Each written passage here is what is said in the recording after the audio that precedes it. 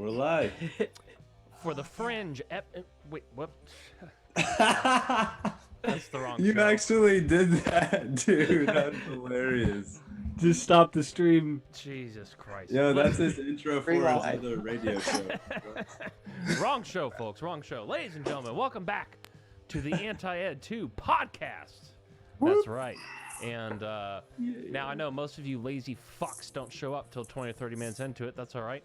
But for all the replay listeners that are hearing this right now, what's up? Good to see you. And you know what the deal is. All the same shit. Sound alerts, shot donations, toke donations, all that shit's going down. And thanks for the new follows today also. Mr. Vladimir Roswell Todd, as well as that other kid. Sorry, I forgot your name. Thanks for the follow. Thanks for the follows. We appreciate you. In fact, we're at 99. We just need one more to get to 100. So maybe we could do that tonight. But ladies and gentlemen, listen, we have fucking Andrew motherfucking Scruggs here tonight. What is happening, my friend? How are you? What's so good, man? Thank you guys so much for bringing me on here. I'm stoked to kick it with you guys, smoke some weed, and hang out for a bit. Fuck yeah, Cool. man. So Yeah, man. now, right off the bat, let's do a round of this. So I haven't seen you in person in probably a good 13 or 14 years. What about you, Sean? Probably like 8 years or 9 years. But better yet, the first time I saw Scruggs. Oh, was- wow, man. He was with Kristen I was Rukas. in the ninth grade. He was dating a girl named Kristen Rukas that lived down the street from me. And I was friends with Yeah. her little sister and her little brother, Greg Rukas, who's infamous. And Totally. and I saw Scruggs like outside in the driveway flirting with her, and we were all skating in the driveway. And I saw Scruggs wearing a hookups hoodie, but I think it was like black or gray. And I was Yeah, it's like, black. just started skating, and I was an annoying little shit, and I kept asking him like, hey, can you do this? Can you do that? Like, can you do a hard flip? And he was like trying to mac on Kristen. Can you do an ollie? And- yeah, dude, like I did not give up, and he finally was like, all right, you fucker. Like he did a hard flip, and or an ollie or something, like, but and then he left, and then I was like, cool, I don't know, I don't remember what happened after that, but I remember that. And man, yeah, I remember skating at the end of her driveway. And then I can remember, man, like I think I met you way before I met anybody else. I don't think. I mean, way before anybody. Yeah, way before Nikki, way before Bressler for sure. And I probably met you before I knew Drew. As far as that meeting goes, you know what I'm saying? Well, I don't know. I wouldn't really consider that like a proper meeting as we know each other. No. We knew each other. Eventually became to know each other. That was just like kind of a side brush. You know, foreshadowing maybe. I don't know. Yeah. Skateboarding, man. It's skateboarding. That's what skateboarding does, man. That's Well, crazy. Nikki, when's the last time you seen Nikki? It's been a long time. Oh, man. Last time I truly remember hanging out with you, although I could have seen you before, like, you know, I could have seen you more recently than this time, but it was during Christmas time, and you were staying, it was like the very last days kind of your staying at your grandma's house in like, Yeah. what was it, Elm Grove, or where was Yep. it? Yeah, Elm Elm Grove. Grove. Yeah. Yeah. And I remember Drew took like 100 bars or something like that, and did like 100 push-ups. God, are you serious? Like that many? Like you're not those joking? nights. Oh, for sure, Well, yeah. I mean, he God, took a couple all right, breaks. that is He took a couple fucked breaks up. here and there. I know. He As did- yeah.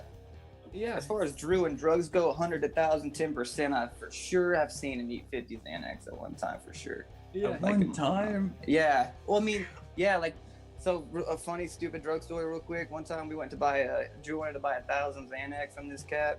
And so him and like, what it was like, God damn, Lauren, you got his ex-wife or whatever, Lauren. It was her money. So he went in there to go buy these 1,000 Xanax. And she agreed that if like he could have 2 of them, but when he counted them out, he when he went in there, he took 48 of them, and then he got in the car and took 2 more so he could take 2 of them, and he took 50 of them, and he drove us home. Man, that kid was fucking crazy. Then he drove us home. All right. Yeah, well, dude, but Nick, I remember playing a lot of ping pong with you before I moved at Molly's, tearing it up at the ping pong table. That's true. I remember that. But those times, yeah, that Christmas before, yeah, that's probably. When I moved up, I like accidentally moved away too. I think I came up to Tennessee for a vacation and just never came home or something like that. Like I don't think I ever like properly said goodbye to anybody or even thought ever about moving or anything like that. It's crazy. I think I was living with my grandma in Elm Grove, and I came to visit my folks, and my grandma's neighbors told my grandma that she would go to jail if I kept on smoking pot in the backyard. And so when I was in Tennessee, she called my mom and dad and said, hey, Andrew should probably stay there or figure something else out or something like that. And so I was like, man, I don't want to go. Like, I didn't know what my options were or something. So I stayed in Tennessee, and that was the last time I really kicked it with anybody. I came to visit one time right after I got to Tennessee, but I was kind of on some fuck shit. I think I seen JJ and Drew and a couple other people, but I didn't really see a lot of people that time. And real quick, I want to say something. This is for entertainment value, or this whole show. How's it go, Brian? I'm too stoned. Brian, say the what's it? The warning, the disclosure. What? Oh yeah, I kind of forgot what it was, but like this is parental advisory explicit. Yeah, this is a very family-friendly show. We encourage your kids to watch, and pets included, cats and dogs. They probably like it too. We smoke a lot of weed, we drink, and we say fucked up shit all the fucking time for fuck's sake. So the only rule on this podcast is there's no fucking rules. So if you don't like it, then guess what? Watch the fuck out of here. That's fucking awesome. Man, the internet's so cool. You do get the fuck out of here if you don't want to pay attention to this shit. Yeah, for real, dude. Like, don't sit here and complain that you don't like the show. Fucking go. Yeah, that's like going into a Chinese restaurant and yelling out loud, "I don't like Chinese food," and then you continue to stand there. Fucking leave. Go eat Japanese food or the fuck else you want. All right? Jesus Christ. Don't even get me started, Andrew. Don't even get me started. I hear you, man. No, rev him up. Get him started. This is great. So, now real quick, Andrew, I always get confused. So you were in Aaron Rooney's grade, right? No, I was in the lost grade, man. I graduated in 2004. Oh, so so you're a grade older than 2 years older than Nikki. Yeah, 1 year older than Nikki. A year older than like Sam and Todd, and let's see here. See, my grade was a crazy grade. I was thinking about this the other day when I was thinking about coming on to talk, and I was thinking, how do I know? Like, I didn't know no skateboarders in my grade. There was me and there was me and Drew. I think in middle school we were kind of strong, like a little group of us. But ninth grade. Alex Dunce, bro. Do you remember every single trick he would bend his knees all the way to his butt touched his dude the worst style, dude. But he was like a skateboarder, he was fun to skate with. He was fun to skate with. He was a cool guy. But my grade was weak. Everybody's so funny. Some skater like that. Yeah. Now, please forgive me, Andrew, but I forgot. Are you goofy-footed or regular-footed? No, regular-footed. Yeah, there you go. Regular-footed. All right, we're all regular-footed here. That's good. Hell yeah. Listen, they don't call goofy-footed goofy for no reason at all. I'm trying to think, the first time I ever remember skateboarding with some of you guys, Nikki, you would have definitely been there. I remember, from the beginning of my skateboarding career, you were at Elm Grove with us. Or, I'm sorry, Green Tree. What was that? Green Tree. since the beginning. I remember when you did the kickflip off the box that was stocked on top of the little bump or the little curb, and it ended up being like shoulder high, maybe, or head high. I remember walking back to my house thinking, man, this kid's gonna be the coldest fucking skateboarder ever. It was so cool, man. And Sean, you were at Green Tree for sure. Yeah. I don't know, because I can remember there was another younger guy that lived on Alex Pat. Yeah, he was skateboarding with him. He had a mini ramp, I remember, in his backyard. Hell yeah. I remember his mom came to invite him to my birthday, or his mom came to invite me to his birthday party, and my mom was like, "What are you doing hanging out?" I'm like, like 6th grade or something. I was like, "Man, he ollied off the fucking what it was? He ollied off like the building at the little daycare center. You remember that shit?" Yeah, the pillars. Yeah, the pillars. And that's the thing about skateboarding, man, is age doesn't matter in skateboarding. You could be fucking 10. Like, look at Knox Godoy, for example. Like, he was just a tiny little shit kid hanging out with, like, Reynolds and Greco and shit, you know? Same thing with us. We always had, you know, Sean Rice was definitely one of the younger, on the younger side of the fence. Ripping the game, though, like... Yeah. Sean always holding it down. Exactly. As long as you can shred, as long as you can do drugs good and hang out with us, then, you're kind of in. You know, it doesn't matter how old you are. That's kind of the beautiful thing about skateboarding. I was really happy that, like I said, my grade, when I graduated from school, I tried to go to college or something just for a little bit, and at Texas Tech, I feel like, and then I moved. When I came back, and all of the people that I knew were gone in college or whatever, trying to do normal people shit. Like, the only people I knew was the skate park, and it was so awesome that like that's. I mean, that was my only friends for a long, long time. And it's crazy because I still don't have people in my grade. Like, when I think about high school and having fun, we weren't skateboarding and stuff. I feel like a little bit of high school, I kind of quit skateboarding. I think I was like doing punk rock shit or whatever that was. But like, dude, you were a punk rocker. I remember that. That's crazy. Yeah, Red plaid every day. Yeah, man. Fucking crazy.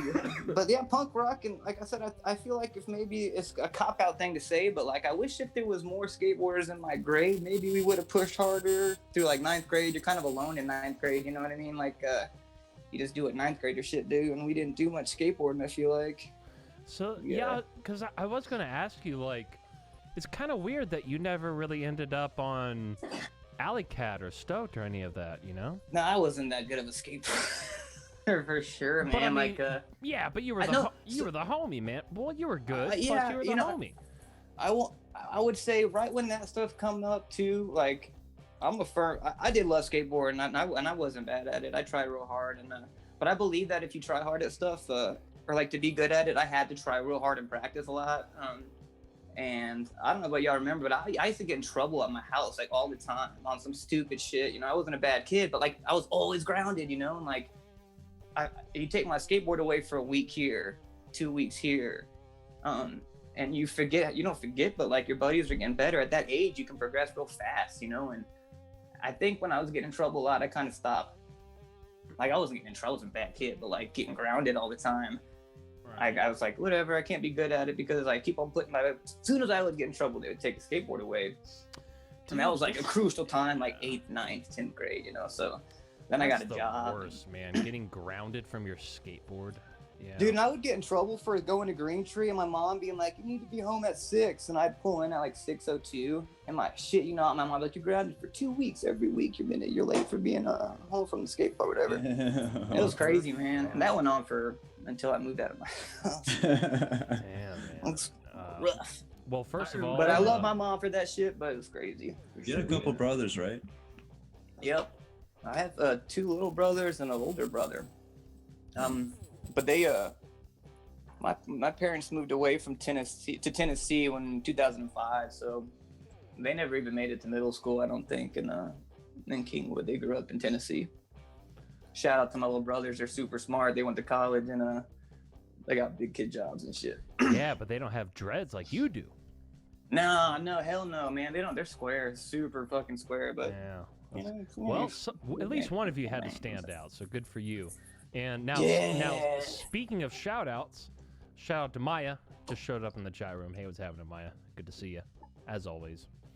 And Hello, Maya. yeah, you know the drill. Shot donations, tokes, sound alerts, all that good stuff. It's all going.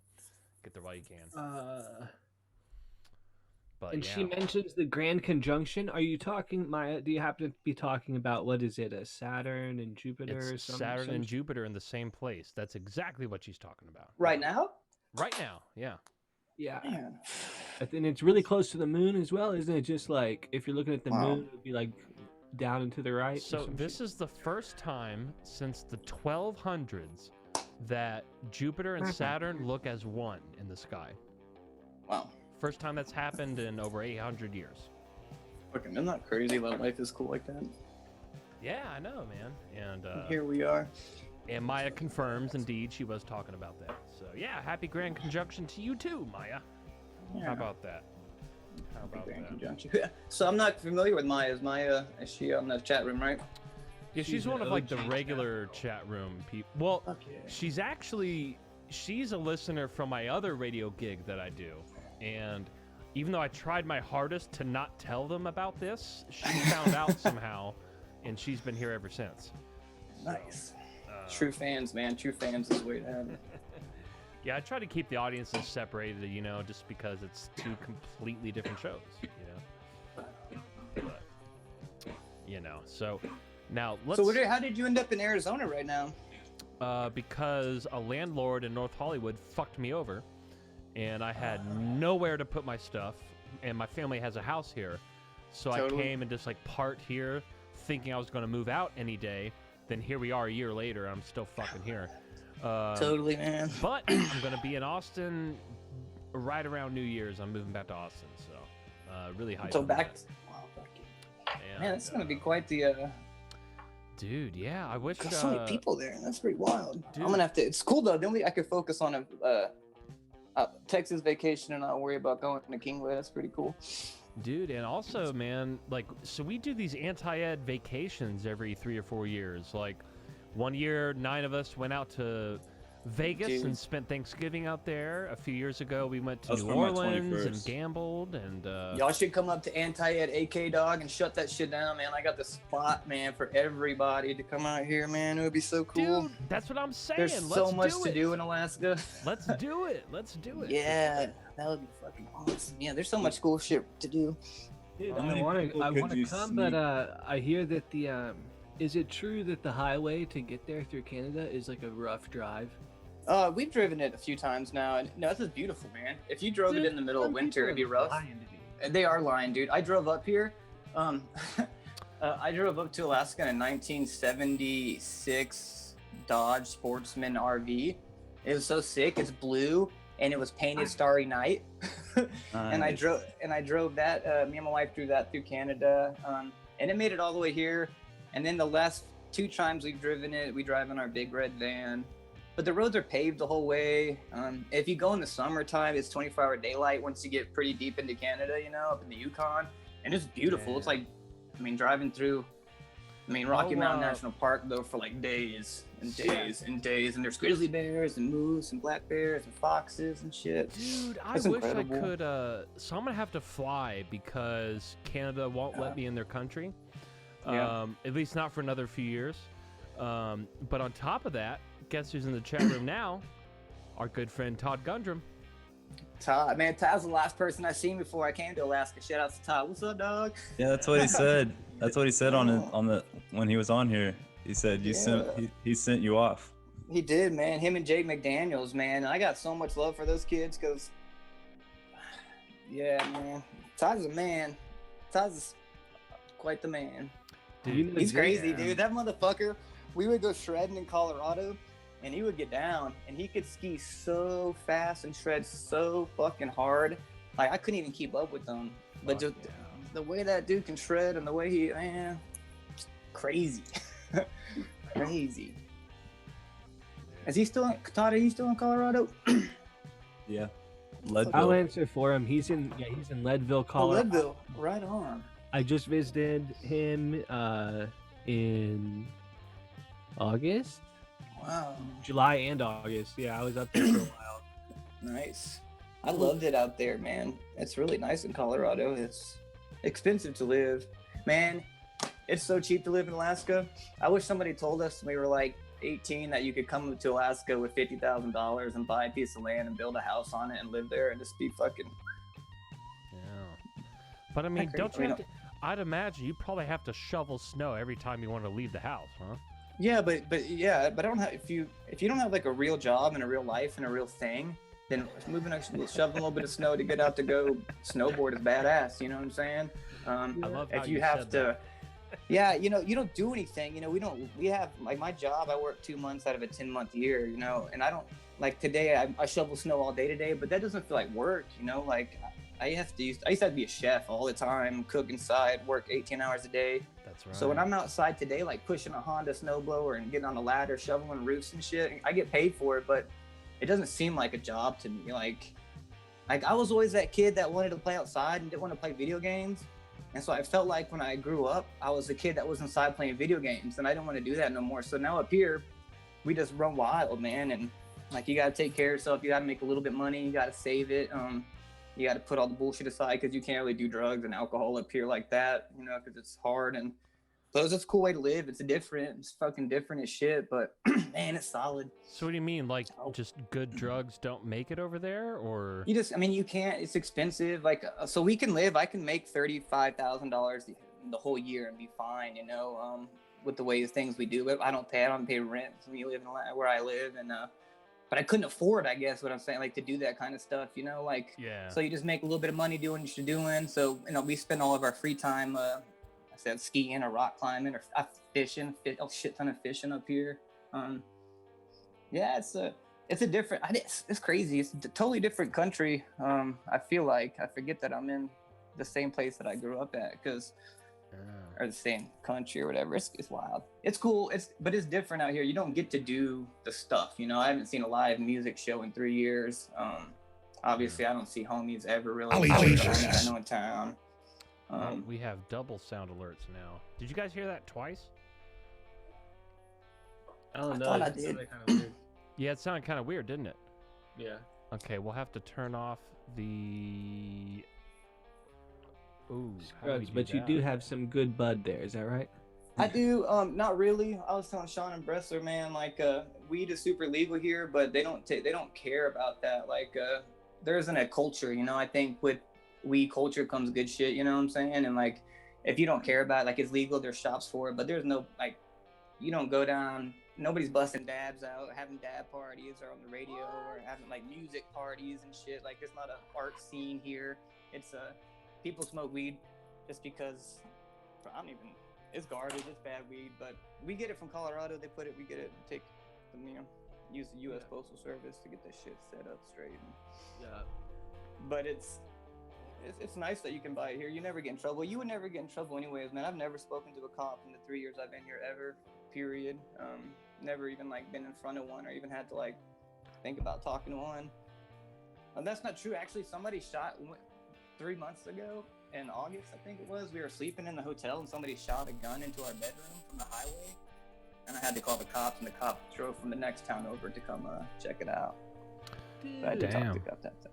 Yeah, it's crazy, dude. We have like 24 rooms in this room, and every single fucking room was empty, and somebody drove past with a 10mm and shot it from the highway, and it just happened to go into our room while we were sleeping. It's crazy. Oh, so by the way, You're so lucky you didn't get hit. Dude, I know. It was so fucked up because like we were sleeping in. Out of anywhere, and it hits your room, and it doesn't hit you. wow. We were sleeping and it got like we heard this bang at 3 a.m. and my wife and I looked at each other and it was like super dark and we're like, what the fuck was that? But I was whatever, go back to bed. So the next day I woke up and I went rock climbing with my friend, and Sarah was doing laundry and she bent over to pick up the laundry basket. When she picked it up, it was all broken and shit. She's like, what the fuck? And she bent over to look and she could see a hole going from the bedroom out the balcony out to the fucking road. And then she's like, put it all together real fast, like that's a bullet hole. That sound was. And then she found the bullet casing like by her bed and stuff. And then I went out to the highway when I was talking to the cop on the phone, and I found the little shell on the ground, and I had a piece of chalk and I drew a circle around it like CSI, and I took a picture of it. Oh my god, that's awesome. Yeah, it was cool. It was crazy, but yeah, that was happened. So I did see a cop for that. That was pretty crazy. There's some crazy shit that goes on up here. Like, there's no rules, I feel like. So people do all sorts of dumb shit all the time. But Yeah, I was just watching Doug Stanhope doing some stand-up the other day, and he did a whole joke about how there's essentially no laws in Alaska. dude, it is so awesome, man. I mean, it's incredible.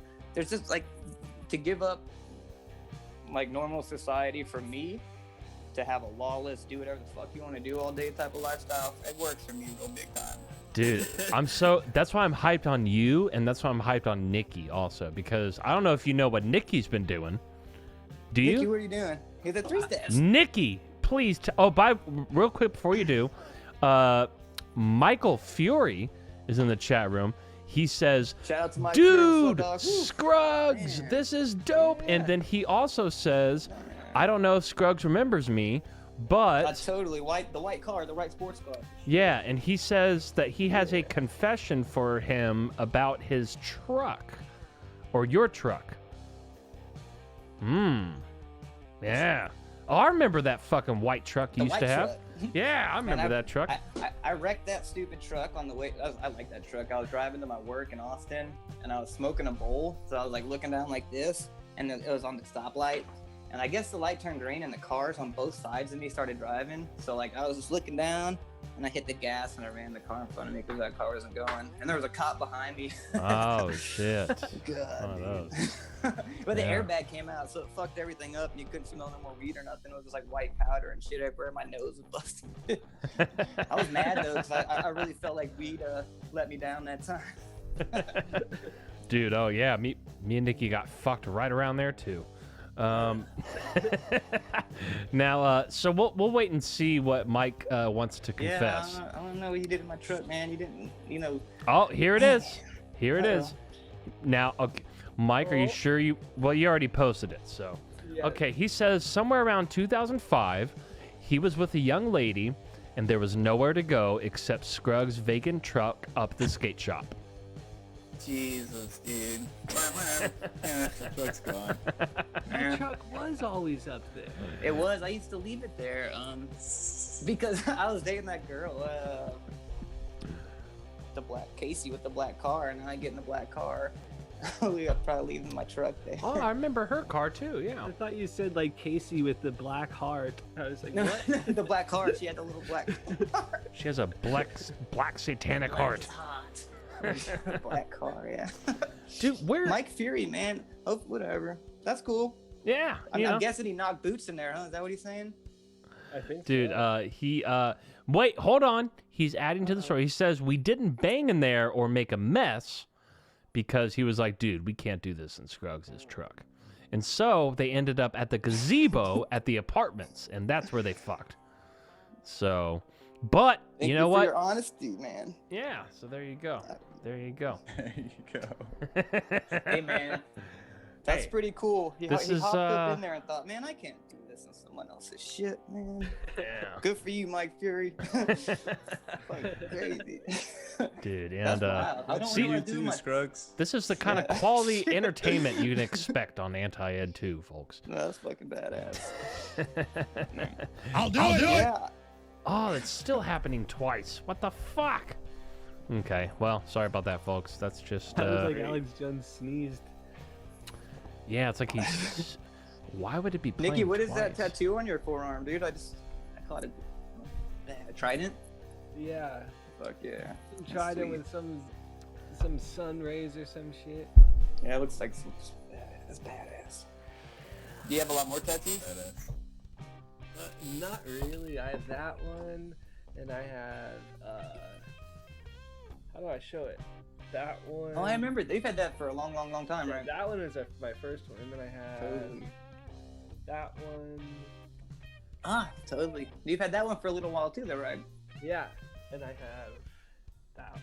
Oh, is that a glove? It's like a hand with the stairs in it.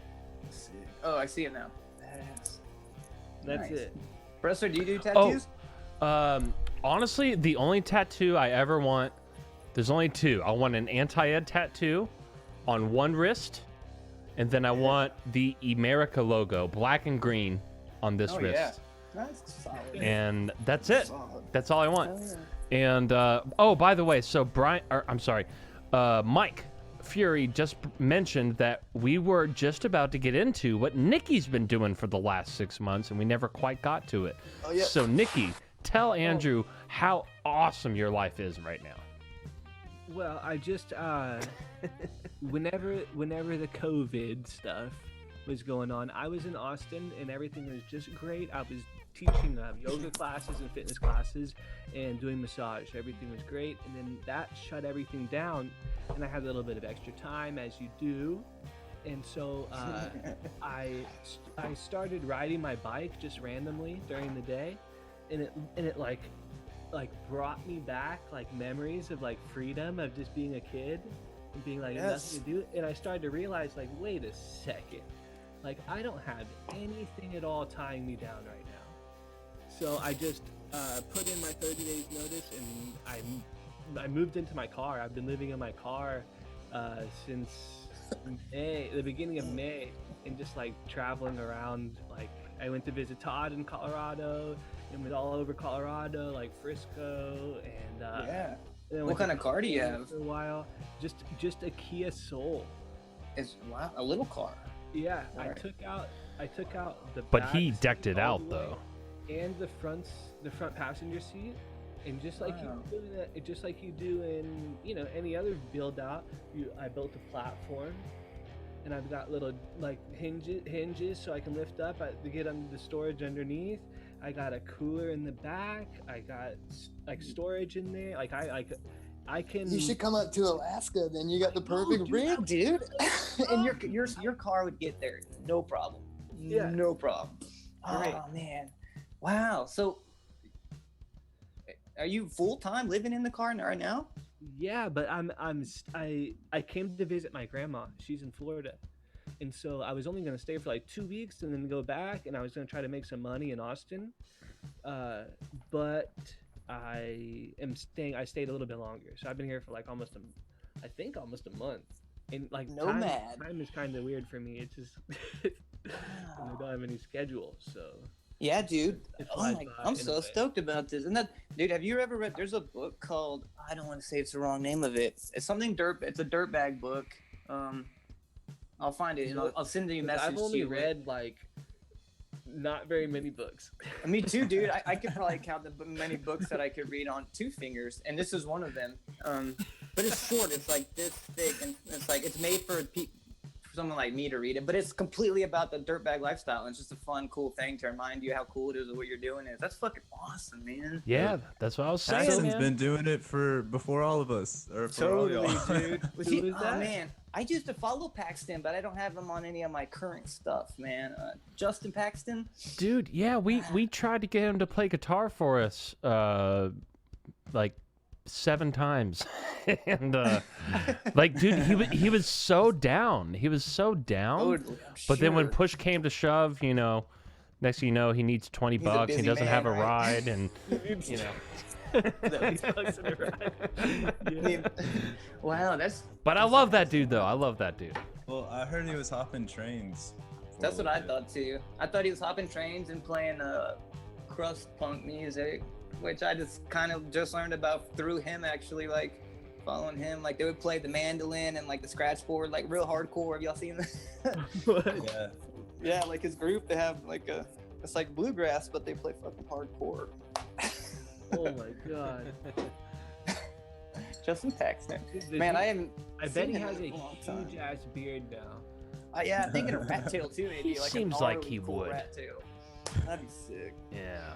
I always liked him, man. That guy was like a really happy, drunk dude. Yeah, he's just a fun guy. Yeah. And yeah, that's why we wanted him in the band. We wanted that energy, but Oh, man, totally right. yeah.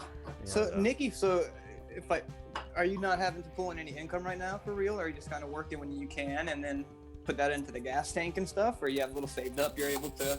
I have a little, like not a lot. Well, you Right. know, it could be a lot to some people, but Totally, I have an amount of money that I feel comfortable with saved up. and so I feel like I can insert myself back into any lame society, like go rent. Yeah, don't do that. Do you know how to do rock climb? I have a inclination towards it. I haven't done very much climbing, but I can climb. Oh man, I think Dude, that's an epic opportunity to live very cheap and out of your car and enjoy your free time by rock climbing off the chain. It's dude, so fun. have you seen that one guy? I think he's from like South America, and he like rock climbs but without safety equipment, and he'll be on like a fucking like the cliff will be like this, and he's underneath it with his bare fucking chisel and hands with no safety, and he's no doing shoes it either, on right? purpose. Like he's just fucking hanging there, like. That's awesome. Dude, that shit blows my mind, man. That's got to be the most adrenaline rush you could possibly imagine, dude. I bet, especially with, like you said, no protection. That'd be so scary. Yeah. Wait, hold on. Was he wearing shoes? Do you remember that? Yeah, he had shoes. Oh, okay. He's not a total I've seen barbarian. this one guy on the internet that climbs that type of shit with no shoes. He also wears like really tight, like pink and purple spandex and stuff. And you're always like, what the fuck? But then he climbs crazy shit upside down like that most people probably wouldn't do in normal shoes and clothes. But he does it in his little tights. And All right, Scruggs. So here's a game that we've been playing ever since the show started. We've been trying to figure out who the fuck Old Man Mountain 23 is, who just showed up in the chat I room. was just about to ask you guys a minute ago if you guys ever found out. Bummer, you guys don't know who it is? We still don't know, but he just said, he and / she, whoever it is, just said, sup, bitches. So. I can remember he was talking on that. I still think it's Sean Himmel. No, honestly, I talked to Sean about it, and I don't think it's him. Wait, it's 23? Mountain Man 23, right? Yeah. Man Old Man Mountain 23. I still think he might be from your Shift Happens audience. No. No, he's definitely I think one of really the times good he at was investigating talking. shit. no, I feel like he he was talking one time and asking some pretty interesting questions when you were with interviewing Matt. Yeah, he's mentioned some things that there's no. Yeah. yeah, he's not from Shift Happens. He's from he's from Kingwood. He's just into it. Yeah, maybe he's a super fan. What's up, super fan? And he just tight. he responded to all of those speculations with a simple no. Well, you know what? No to you too. One of these Sean, days. what do you do for a living right now? Are you nothing? Yeah, Hell yeah. he just I love this. Money from the government, he just prints Hey, money. me too. Yeah. That's and I watch my kid. staying at home with the kid. Yeah. Hell yeah. Well, I man, mean, that's it's so because awesome. I mean, the COVID And we're thing also- definitely, Semi-quarantined. yeah, they're trying Is to that- stay quarantined and Man, so Yeah. have all y'all not during like the height of all quarantine and stuff and COVID last year, I think like in March and shit, we were heli skiing and doing all sorts of skiing and stuff. But have you guys all been kind of quarantined and stuck at home? And not me. I haven't changed a single Not fuck of me. my life. Yeah. No. that's Yeah, my Hell dad. yeah. He still like goes wherever the fuck he wants on all the planes. He's a huge traveler. oh wow. Yeah, he I does. traveled. I went to Colorado last week, and I wasn't too stoked about it, but it was crazy, kind of. But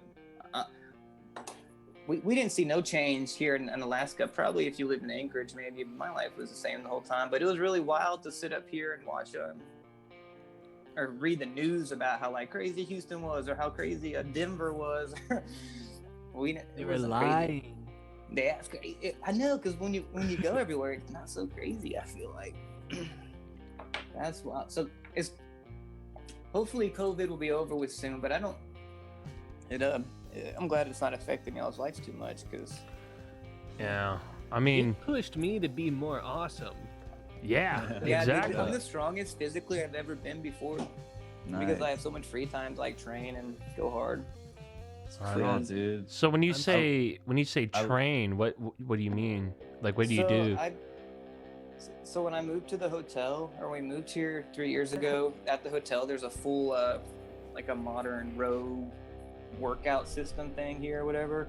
And so when I got to Alaska, I didn't really know what I was gonna do. I didn't want to cook in a restaurant anymore, and I didn't want to have a job, and I wanted to snowboard. But we got here in the summertime, so there was no snowboarding to do. But I didn't really know anything else about shit. There's nothing else to really do up here, so I started rock climbing, and I started rock climbing that summer. And then the winter time came and we snowboarded a whole bunch more. And then the next summer I wanted to rock climb stronger, but I couldn't get any better. Like I could only climb what I was strong enough to climb.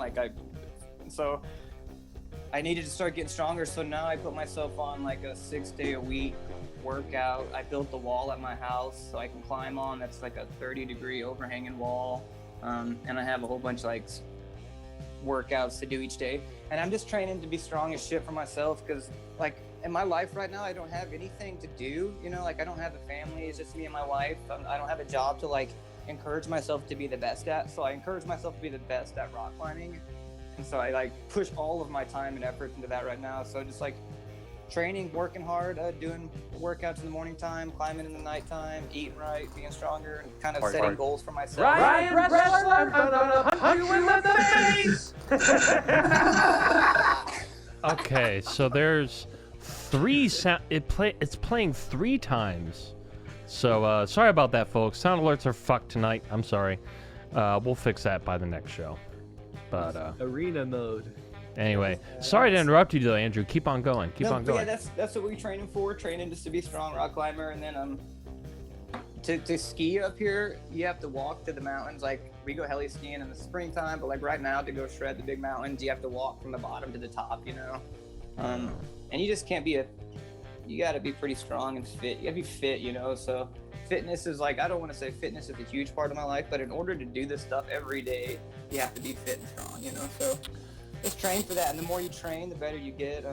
Obviously, like anything else, but training to be strong, yeah. And I always tell my mom, like, training just to live too, man. Because up here, it's hard, not hard to live or whatever, but like everything you do outside, you know, if you're gonna shovel snow for 8 hours, you should be strong doing it, you know, not you don't hurt your back or be a bitch about it, you know. You want to be stoked about it. So I just train to be strong so I can do all the cool shit out here without being a bitch. Because it sucks to like not be able to do stuff, or like if you can't go ski 5 days in a row because it's too hard, or you know, you can't climb the top of the mountain because it's too difficult. So I just work hard at it so I can make sure I can hang with my friends and my mentors up here. Yeah. Train hard. That's badass. Yeah, it's fun. It's kind of lonely. It's just me and my wife up here, you know, most of the days. So like it's also, if you're sitting and you have to chilling by yourself, you can only sit and smoke so much weed without getting like anxious to go do something cool, you know. And so I did yoga a whole bunch like years ago, and that was what I started doing. But then just like lifting weights and shit, I really enjoy it now. Speaking of lifting weights, do y'all remember that dude Suman? Yeah. Oh, have you seen Suman? Dude, Crazy, man. I seen him on Instagram. he's actually going to be he's going to be coming on the show pretty soon with Gino. Fuck yeah. Yeah. Hell yeah, man. Dude, I've got to say, man, No, he's fucking I swole up. never saw that coming. Oh, me neither. I can't even. I think I'm fucking when I proud was- of him though, dude. Like that takes some serious fucking dedication, man. Yeah. I knew another guy years ago in Tennessee that was into that shit, man. And we worked together, and he would like, the way from when he woke up to went to bed, like thought about eating and like drinking, and like everything was so precise, and like, man, your life is, I bet Suman's is pretty, to be Dude. looking like that, man. It's crazy. Dude, he's killing it, man. He kills it on the daily. And so Mike Fury says in the chat room, Suman went from my size to one of his legs being my size. Yes, sir. That's good, man. Yeah. That's a good one. There you go. And a lot of other talk about government cheese for some reason in the chat room. Yeah, Maya, how is that government cheese? Yeah. Is that type of weed? It's don't pretty know, weak like, right now. It's some weak ass stinky cheese. Dude, I got some of that danky McStank, son. Which, yeah, by the way, now that everybody's kind of tuned in, Yeah, we are doing for every $5 you want to cheer or donate through bits or through PayPal, you can make all of us take a shot and /or toke of weed. Yeah. So that's always an option, and I think I might have fixed the sound alerts actually. Let's give it a shot. Nikki, So is, we'll that see. is that the Helix pipe? Yeah, man, that's so cool. No, It is a Helix pipe. Okay, I clearly so did it's the not real fix deal. the sound alerts. Yeah, the real deal. Holy shit. Yeah, my man.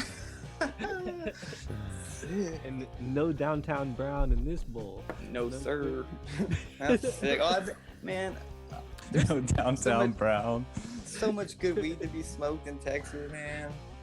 I think, anyways. That's for sure. All right, someone just redeemed 5,000 turbulence tokens.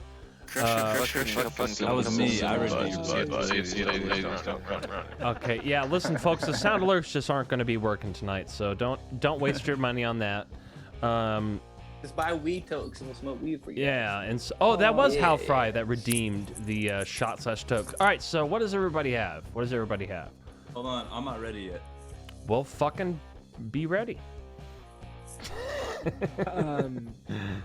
Mike Fury did just spend $1 trying to use that sound alert, and it was not work. Okay, well, listen, Mike, we'll hook you up with some sort of free something. We'll double hit the pipe for you, bruh. Yeah, but yeah, guys, don't waste any money on sound alerts tonight because they're not working. So, sorry about that. Man, I'm so stoked. Mike Fury that's fucking awesome that he's on there, because I actually came across him on the internet the other day. I was gonna put him on follow on my Facebook or my Instagram, but I'm still not really sure how to really do the Yeah. Instagram all the way yet. Dude, yeah, he's all over Instagram, man. Yeah, I see. And in that. fact, I mean, Mike, I want to thank you for. So Mike has been one of like our OG, like he tunes in quite a lot, and Loyal. we always talk about skateboarding, right? So next thing you know, he got inspired to buy a skateboard, and he gave us a huge Nice. shout out for inspiring him. And listen, Right Mike, on. that is. I don't give a shit what happens with this podcast. If there's only one thing that happens, and if that one thing is to inspire people to skateboard, then I'm fucking stoked. So, amen to that, man. If you like, Cheers to that. That's Yeah, what man. we took. yeah, I think it took the all right, so I only have like 2 shots left, so I'm gonna do a shot. I guess you guys are all doing tokes. Dude, okay, Old Man Mountain says, do you remember that kid Billy who wore the same denim jacket every day? Nope. Was he from California, had blonde hair? I don't know, but here's my Brody? shot. Thanks to who did this? Oh, this is Hal Fry. And you know what? I'll do Mike. Oh, so Mike also says, even though the sound alert fucked up, it was worth every penny. Well, thank you. We appreciate your donations. It really does go to help the channel. But since the sound alert fucked up, I will do a toke for free just for you after I do this shot. I'll help you out too, man. That sounds awesome. Yeah, there Free you go. tokes. All right, cheers to you, Mike, or Hal, and both of you. Everyone, cheers to everyone. Cheers to the world. Cheers to that. Man, this is so awesome, dude. I hadn't smoked with my homies in so long. Yeah, listen, Super. guys, I don't So think we're funny, ever I gonna didn't even know. think about that. It's But- just Yeah. a smoke session. Yeah. With your Yeah. For sure, it's crazy. Dude, that's kind of how, because you'd be surprised at how many people we ask to come on the show and they're like nervous, like they don't know what to expect, right? And the way I explain it to them is, just imagine us hanging around a bonfire, smoking and drinking, you know? Dude, it's crazy. Like, staring at you guys on this thing right now, it feels no different to me staring at you guys fucking 10 years ago. That's so crazy to me, man. I think that's fucking super tight, you know? Like, I think that's crazy to me. I'm Yeah, so dude. stoked, y'all. Like, as soon as I seen the video, I think I like reached out to Sean. I was like, hey, what's up, dude? But secretly, I was like, man, I hope he plans me to be on that shit. Dude, fuck So yeah. that's super Oh, stoked, and man. I hope, so we do all kinds of shit on here. We don't just do podcasts. We do all kinds Dude, of I random got so stuff. much free time. If you guys need someone to fill in and just talk stupid shit, man. That's what I was going to say, man. I hope you yeah. understand, Andrew, that this is not your last time on the show, my friend. You're I definitely saw my coming back. I'll stay on the show. Yeah, I'm telling you. I remember Monroe saying that he wanted to do a Cribs episode. Man, we should do a big Cribs episode. I could show y'all the fucking spot. And then you'll be super motivated to come and do anti-ed vacation here. Dude, Fuck you. yeah. I am already coming. Nikki, I see it in Nikki's eyes already. But Nikki, I just came in my you pants should right come now. in the summertime if you like. And then just bring all of your stuff with you. You know what I mean? Don't like. my stuff. Don't come check it out. You know, and whatever you like, all your stuff in the car. Yeah, bring all of it, and then. You know, you probably don't want. You're not gonna want to leave. It's so crazy, dude. I really think you should come up here. Yeah. Wait a minute. Is there a Hold skate on. Park close. You got to skate. There is a skate park, but they took the mini ramp down. I don't care. Why would they do But yeah, they that? got. Yeah, I'll even send you a video of it so you can be super stoked about it. Dude, Oh yeah, oh Nikki, that would be fucking incredible.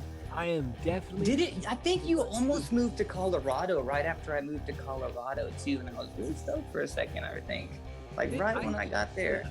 I should have. Nah, Colorado's Yeah. Dude, so Vicious. we have a new clue.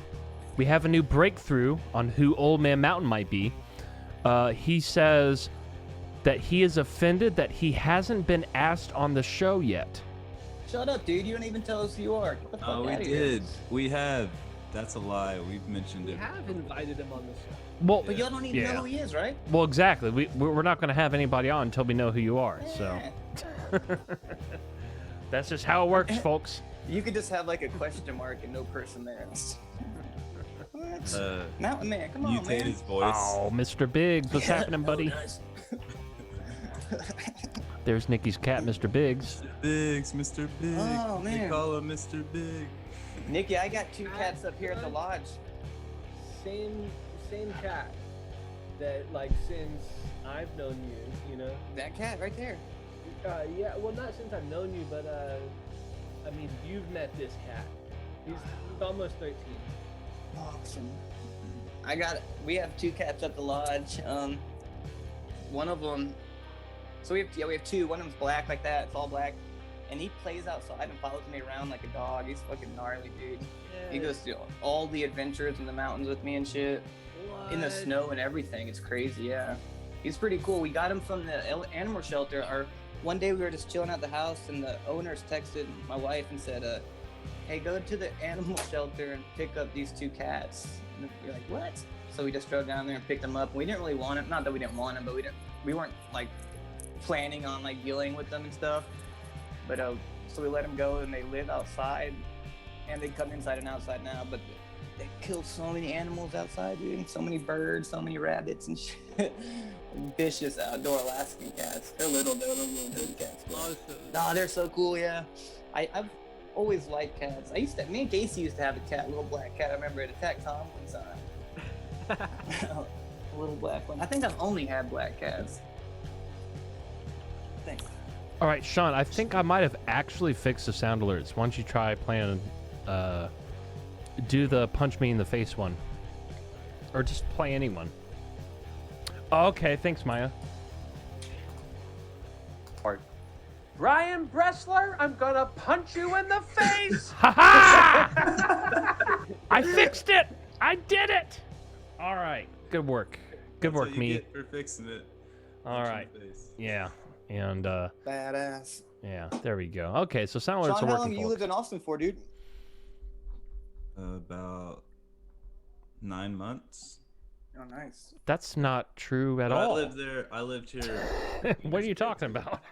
And I lived in San Marcos, and I lived in New Braunfels, and I lived in San Antonio. So Same That, shit. Same shit. I've been to So, Austin yeah. a lot. 9 months. But that's the truth. Like I just moved here not that long ago. Well, Yeah. Do you see I Tom guess. pretty regularly skateboarding? Yeah. Tom Schneider? Is he still doing the pedicab? No. No? Yeah, he works at a Man, restaurant. I Works thought at he a go- grill. At a grocery store? No, at a grill. He's a cook. Oh, cool. Right on. Man. Lebowski's Grill at the. Wait, at the, who? Oh, Tom. Wing Yeah. Alley. Yeah. Tom's a cook, huh, man? Damn. Yeah. Dude, Could come be. Tom could be anything. He could be a caddy would- driver. He could be a cook. I got so much love for that guy, dude. He could be he could be a professional skateboarder right now. You know what I'm saying? It was on one of our first live streams on this channel that we did of us skating. I think I did. I think I saw that you guys had the camera put down and you guys were hitting a little Quarter pipe? that little quarter pipe. Yeah. Yeah, that was Tom. That was me and Tom. Yeah, I could tell Tom's feet all the time. Man, I love Tom, man. There was a time when I came from Tennessee to Austin, and my wife and I met Tom. We got to stay at his house, or he let me stay at his house. I think he was selling weed and shit back then, so he got me some weed or whatever, and then we spent the night at Tom's house. It was cool. And then I think I saw him before Christmas one year, like one of the other years I came down. He was going to the 30-Foot Fall concert. For sure. I like Tom. Does Tom have a ponytail? Yeah, he still has long hair, and he just got a truck, and it's Man, like I a remember when- 25-year-old truck. It's a classic. And he's Remember when fixed him it up. and Nikki It's got the fucking same tight car? looking, though. It's like all old and rusty, and it looks fucking sick, I think. Really? And he's got the classic plate on it for the back. Oh yeah. Sick. He's That's got awesome. a rack. He's got a rack on it. Right on. So, man, I geeked out over when you guys were on that Ryan and Monroe episode. They live all the way up in Rhode Island. No, they New Hampshire. one of those random Hampshire? shit states. Yeah. Yeah, New Hampshire, Man, right? what the? Yeah. I've never been there. I never been up there, but what the fuck? I still don't even know where it is. I know I mean, roughly that's what where I'm it saying. is. I don't want to sound retarded, but I'm like, I mean, That that's gotta be whole- by Maine. That whole Something like that whole New England northeast part of the country, that's all a blur to me. I don't understand which states Yeah. are what. You And know what I I'm mean? never inspired to go to any of those places either. Like, Yeah. never once has anybody ever been like, hey, man, you wanna go-" Never. Yeah, So you when wouldn't I go to heard that New they were Hampshire, living bro? Yeah, New Hampshire. Yeah, see, there's like Delaware. Psych. New Hampshire just sounds like it would suck. It just doesn't Yeah, it even also sound sounds cool. prestigious and smart, you know. And then when I watched that video that they were on some smart shit, it sounds like Dude. they're up Oh, there. they're balling. Speaking of ballins, oh, that's what Mike spent his dollar on was the Monroe play sound song. alert. Yeah. I love that kid too, man. Road dog. They're tag team killing it in the corporate world. I can only imagine, dude. That Monroe's genius. And again, when he tries something, like, Dude, all yeah, in. he'll fucking go full tilt boogie and figure that Oh, shit out, dude. Mhm. Yeah. That's awesome. I would. You know what? I will go to visit them one day there. That's the only reason I'll ever go to. Where is it? New Dude, you Hampshire? gotta visit. Well, that's the next. I'm That's actually the definitely going. next Yeah. anti-ed trip plan is Wow, to New go stay Hampshire. with Rooney and Monroe that out should there. be. Yes. I That second should that. happen like in like this March or some shit. Like soon. Yeah, no, it's happening soon. And then the one after that is going to be Scruggs.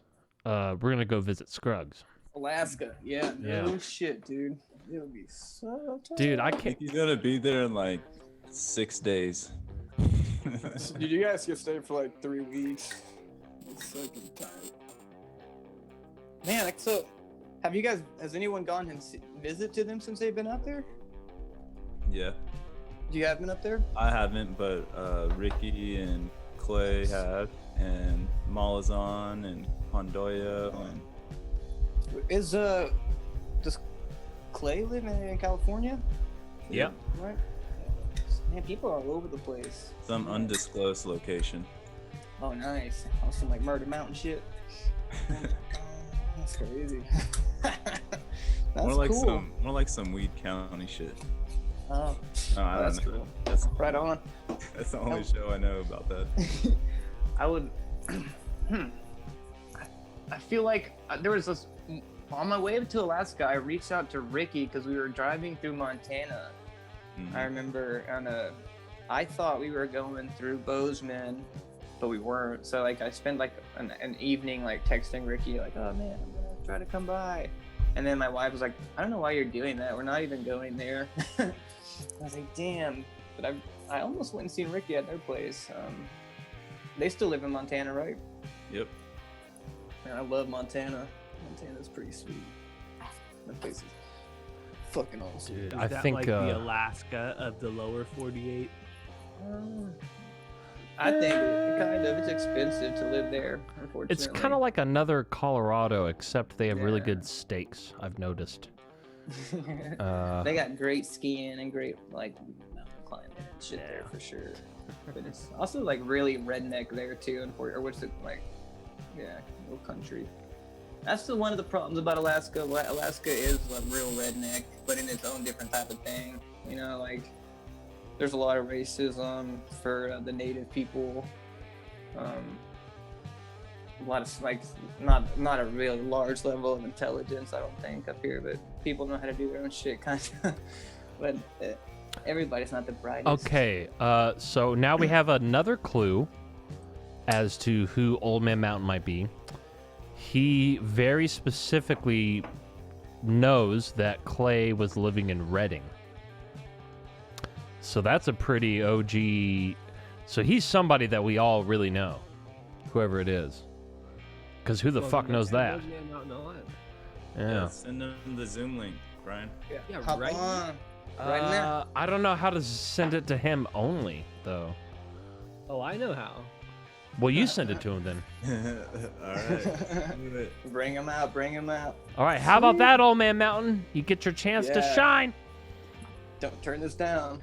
Man, this is so awesome. But it'd be really funny if you did come on with a question mark and you vocalized your voice a little bit. And you knew a lot of interesting Don't things to give him say. ideas. That'd be hilarious. Yeah, come with the heat too, though. Come with some good questions and some real interesting knowledge. No. Old Mountain Man 23. Who, if that's even your real name? Old Man Mountain. Oh my god. Oh, he says nah. He wants his own show. Well, then start your own show, you fuck. Oh man, Start your own show then. How about that? this Well, guy. Don't complain that you're not coming on here if you want to start your own show, you bitch. No, he's talking about being the guest, like the. Yeah, he wants to Ah, he don't okay. wanna- He don't want to hop on the Scruggs channel. He wants his own channel. I hear you, dude. All I hear is excuses. Okay, he says Me too, he'll that's wait. what I'm saying. He says he'll wait. So Scruggs, what kind of maneuvers can you do on a snowboard? Like, have you done a backflip or a front flip? No, I- no. Todd So said when he I- did that, and I was like, Yeah, "Damn, I can. dude, that's sick." See, I wasn't gonna say. I wasn't gonna say when I was saying talk or rip. I didn't want to speak like But yeah, he fucking shreds and does crazy shit. Like he does these rollover front flips over the Yeah. rollers and shit, dude. They're fucking. And I barely see, dude. It's going so. It is fucking insane, dude. So I'll tell you, we were shredding down, and he came to visit, so I gave him a free pass to come ride at Keystone. And at Keystone, there is so many these people in the yellow jackets, you know, that are trying to like make sure everybody's going safety patrol, you know.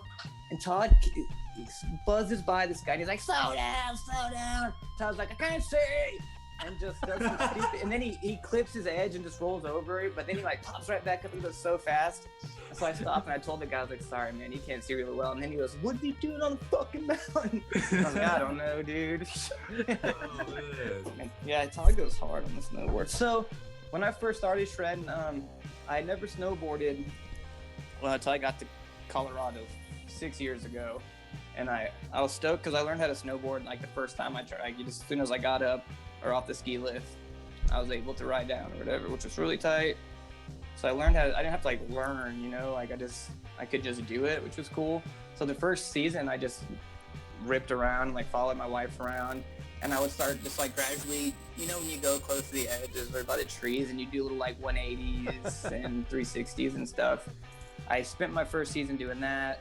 And then the second year we moved to a different mountain and I got a different job and I met these older guys that didn't give a shit about like doing little bumps and stuff like that and going to the park. They wanted to hike to the top of the steep terrain and ski that, you know? Mhm. So I wanted to do that, and most of the snowboarders didn't want to do that. They wanted to go like buzz around and do butters and 180s and shit and big 360s.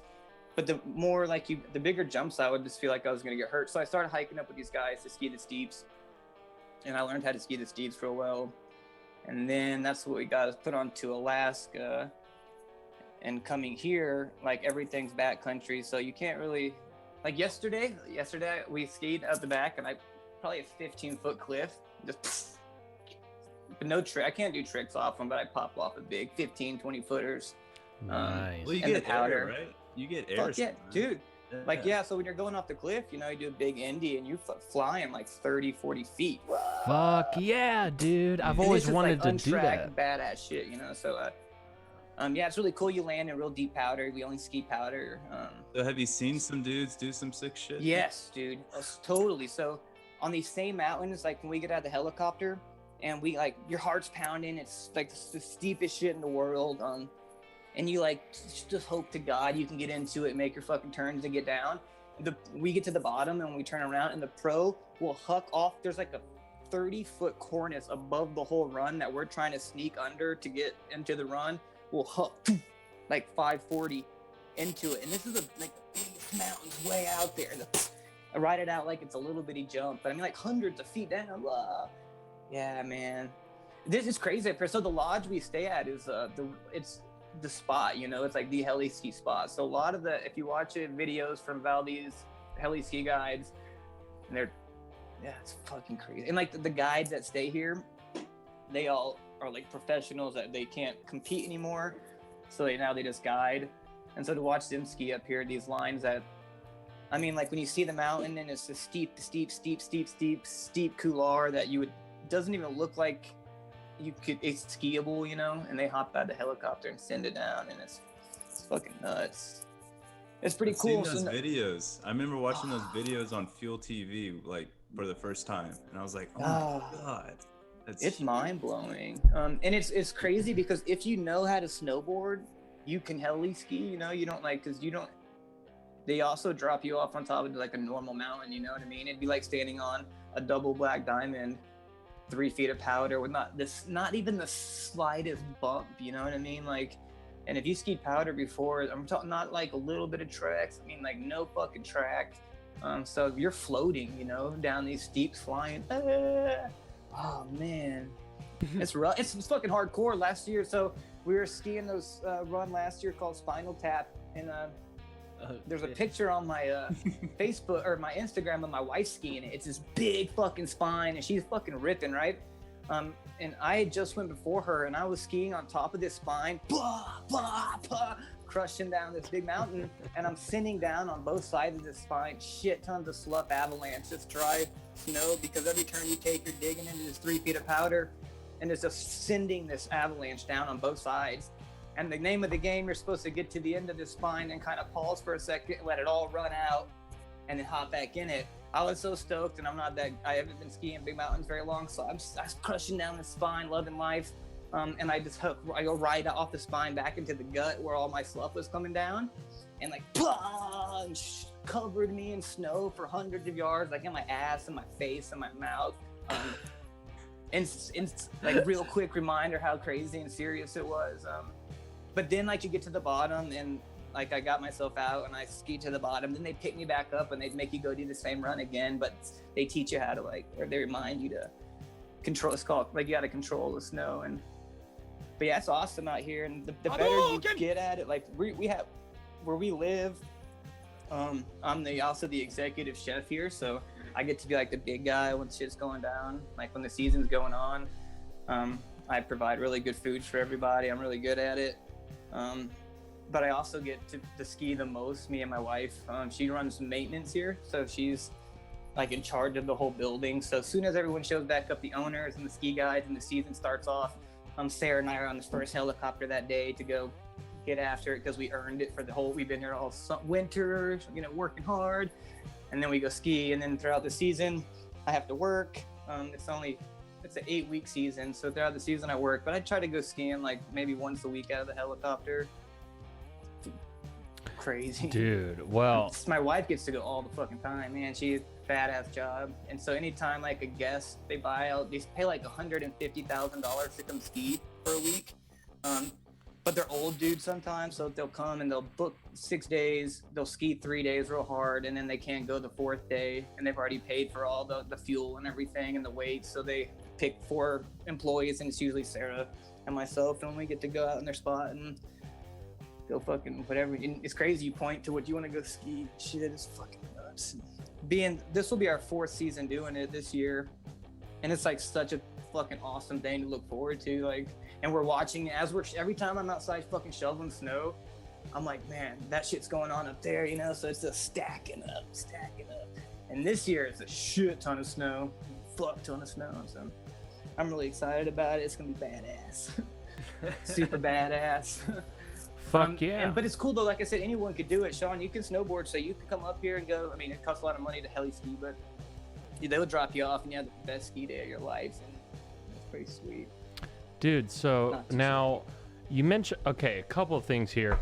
One, I still owe Mike a weed toke, so I'm going to do that as Andrew Scruggs answers my next question. You think I'm going to try to pull this off? I left my weed way upstairs. I'm going to walk. Oh, no. Yeah, just walk and talk, brother. It's all good. Just kidding. I got it. Badass. It's all good. But so while you do that, so I want to know with your chefery expertise, what is the proper way? What is the best way to prepare a medium rare ribeye steak? How would you go about doing that? In my opinion, yes, I would medium. So big old like inch and a half thick ribeye. I would probably sous vide it, like season it, sous vide it in the sous vide bag to the right temperature. That's what I do it with steaks usually at my restaurant. So we put them in the vacuum seal bag with whatever flavors you want to add to it, and then sous vide it, and then pick it up either on a cast iron skillet with shallots and garlic and butter and thyme and oregano or rosemary, or I would just pick it up pull it out of there and put it on the grill and put some grill marks on it. That's how I like my steaks. We also at my current kitchen right here, we have this big thing. It's called the Montague, and it's a like 1600 degree top heat grill. Like, so it's like a broiler or whatever, but the fucking like on crack. So these cook steaks from the top. And there's a restaurant in New York called Peter Luger's, which is a pretty famous steak place. And the owners are from New York, or they have a spot in New York. So they really wanted steaks like that. So 2 years ago, they bought this really expensive steak cooker. So that's how I've been doing my steaks up here. But for myself, on a big ribeye, I would sous vide it in the sous vide machine, and then put it on the cast iron with butter and shallots and garlic. Oh, and yeah, you want to get that butter in there. Yeah. Yeah, the butter will cause it to sear real nice, and it just tastes nice so crust. good. Yeah. I don't eat meats anymore. Me and my wife, when we moved, went on a 15-week living in a van thing a few months ago, like a year ago. And so in that time frame, we quit eating meat because it was messy inside the van, and we never started eating it again, which is really strange. But we didn't do it for any other reason. We just accidentally, not accidentally, that sounds stupid. We quit doing it for vacation, and we never started eating meat again. But I still cook it a lot. Yeah, dude, I've run the whole gamut, dude. I was a vegetarian for 3 years. Then I went to paleo. Then now I'm off and on keto, which is just like. Do you always in general you feel better though when you're doing a diet like that, right? It depends. I will say I feel much better on the keto diet than I do on a vegetarian diet. Totally. But see, the vegetarian thing was more of a moral decision. You know what I mean? Yeah. See, that's what's really interesting about me not eating it is it's just for cleanliness, but not my body cleanliness like my countertop and shit. Right. And so it's silly, but we eat a lot of beans and rice, bean burritos and shit. And we started doing this while we lived in our van. And then when we got back to our lodge, we fucking kept eating bean burritos and quesadillas and fucking hummus sandwiches and all this shit we were eating in the car. But then once the season starts and it's time to be Chef Andrew again, I don't eat everything, but you gotta taste everything, and I don't fuck around in the kitchen. I'm really good at that shit, and I take it real fucking serious. So it's it's like I gotta taste everything. I wouldn't like can't cook duck and not taste it to make sure it tastes like badass. You know what I mean? So I don't have any. Like I said, just an accident. We kind of became vegetarians. I don't even tell anybody. You guys are like the first people I've ever really told in public. No way. Right on, man. That Well, I'm- dude, Vegetarian comes How you out. told the Yeah, whole Dude, I know, world. totally, dude. This is a coming out for me, dude. yeah. Whoa. Honestly, it doesn't like, dude. That sounds Jeff is vegetarian too, and like I said, I used to be as well. And Yeah. Okay, I'm gonna hop off for just a second. I'll be right back. all right, sounds good, man. Sounds good. Oh, right in time for the drum solo, my friends. What about the music? Yeah. Oh, it's been playing. You just can't hear it. Yeah, the audience can hear it though. Maya just redeemed a fucking shot / toke. Amazing. How are you getting that many points again? We need to fix the She's here every show. point. Well, yeah, she is here every show actually. Talking and interacting and all that. Okay. Yeah, maybe she did justly earn those. Yeah. Okay. Maybe she did. But I am unfortunately out of shots, so I'm gonna have to do a toke. What about you, Sean? I got a toke ready to go. Okay. What about you, Nikki?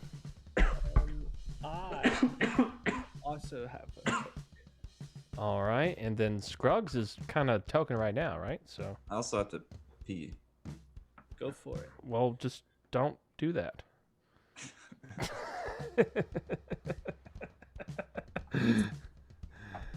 You know what? I think I'm just gonna do it, and I'll be right back, and we'll take a toke.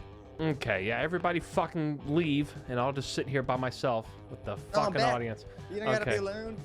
Okay, so Maya just redeemed she redeemed 5,000 turbulence tokens to have all of us take either a shot or a bong toke. So it's up to you, my friend. Which one do you want to do? I need to go get my weed. All right, well, you go get your weed, and I'll pack my bowl. And Man, this so yeah, there you go. Isn't this show fun, Andrew? is super fun, dude. Oh man, I put my weed down when I was walking Andrew. around. Hey, my wife's walking around. What's up, wife? Hi. Hi. That's Nikki, and that's Brian Bressler. Hey, what's up? Sean's somewhere else right now. Good to virtually meet you. Oh man, it was sweet. She didn't expect that. Man, it's dark and I put my weed down. That was stupid. So do you try to like not smoke in the house, or? Oh hell no. We smoke weed in the house, but for some reason I Just like being outside, though. oh, there it is. I found it. Yeah, I Oh, totally he feel put you. his weed way over somewhere else. Yeah, I was walking to the restroom and I like walked over there, didn't want to take it in the bathroom, put it down. That's the Oh, and by the This way, is- folks, if you don't know what turbulence tokens are, Wow. that's a way for you to It's make a us. lodge. yeah, that's sick. I'll get to Yeah. that in a second. Oh, Do they have a spa there? Massage therapist job? Yeah, they do actually, but unfortunately it has to be a girl. What? Yeah. The owners are yeah, Yeah, it's gotta be. Yeah, it makes sense. Yeah. But there's definitely a massage therapist. Yeah, fucking she has her own little massage studio upstairs. It's really cool, man. There's this is my office, and here it's just a little room. But there's like a massage therapy lounge upstairs. There's a cigar lounge, and that's like it's called the Cascade Creek Cigar Lounge and Library. And there's it's like a big leather couches. There's a fireplace, and in the springtime, he has this big box full of cigars on one side and weed on the other side. And he has some pipes and shit in there, so that when you're a guest, you come and you're allowed to. It says like you're like supposed to. It's free because everything at the lodge is supposed to be an inclusive, but you're supposed to donate if you take cannabis or like cigar. You're supposed to leave like a tip in this little box. So it's a super weed-friendly place. Which is badass. So we get to smoke weed all over the place. And then the season here is a crazy party for everybody. So they do a lot of little crazy, like a ski culture partying or whatever. It's pretty live. That yeah, sounds let's fun. say that's Live, yeah. a lot of skiing, you know. Yeah, there's some cool place called the Santa Lodge. And there's some cool videos out in the ski world that are feature the lodge, and like even in the last few years, there's been some cool Red Bull helicopter I've seen here, and the North Face helicopter, and bringing their pros to do cool shit. Yeah, it's pretty sweet. All right, so real quick before we go any further, it's time to do a toke for Maya. So you guys ready? Maya. All right. Here's to you, Maya. Thanks for the redemption.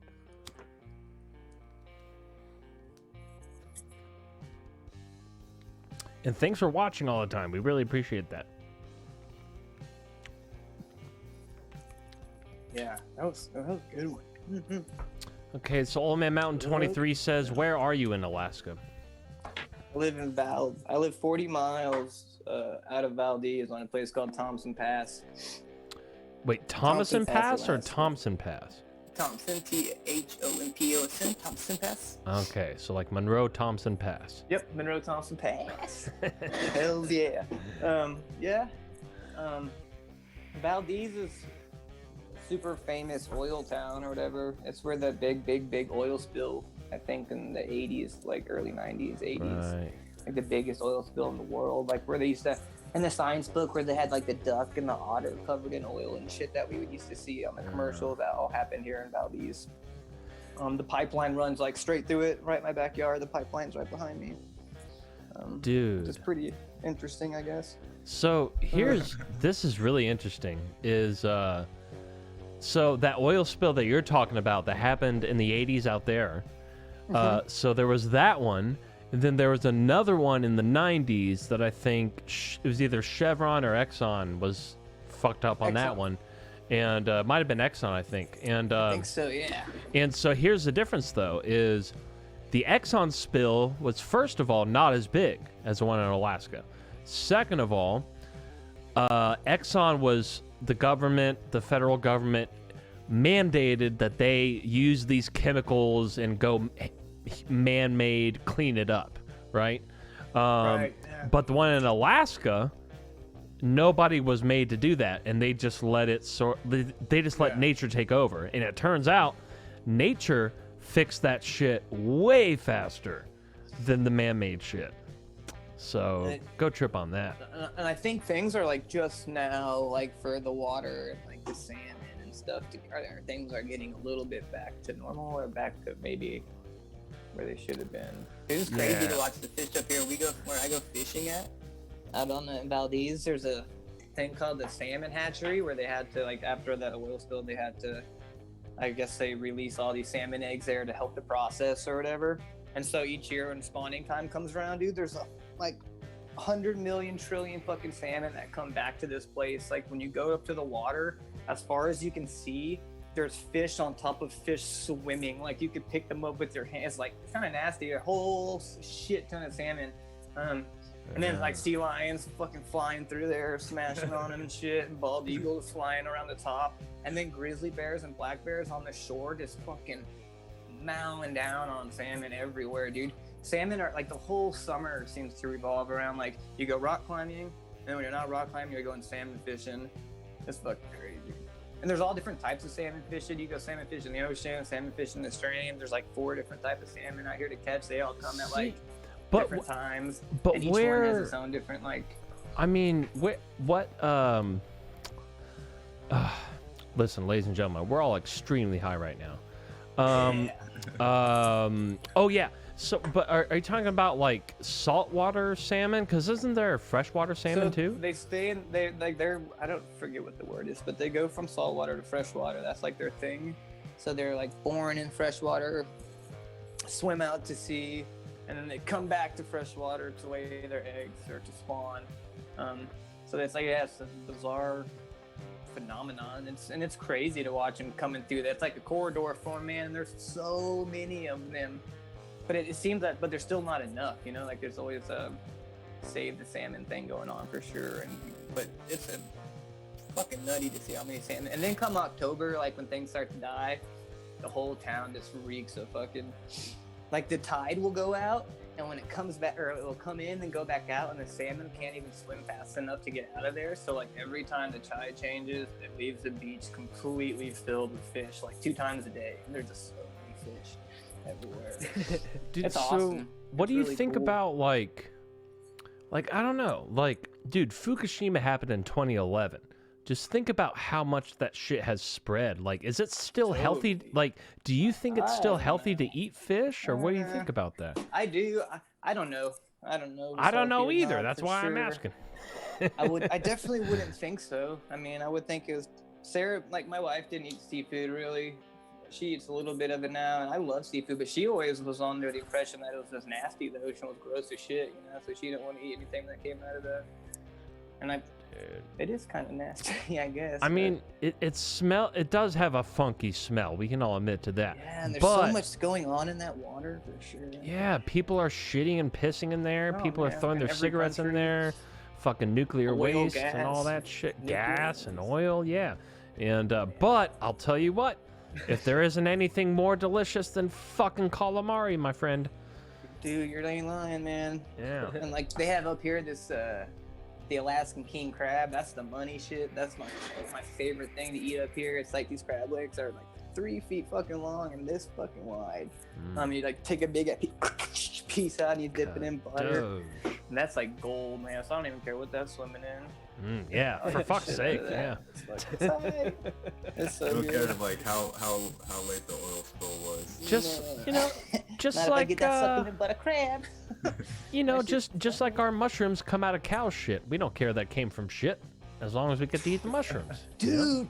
Dude, Sean, I remember one time, I don't know if this is true or not, like, not that I don't know if it's true, but I have, like, this memory of, like, you having I don't know if it's a trash bag, but, like, the biggest bag of mushrooms one time, just, like, driving around, and I think you were selling them off, like, by the ounce maybe or something, but the biggest bag of cow field, I can't, did you have that at one point?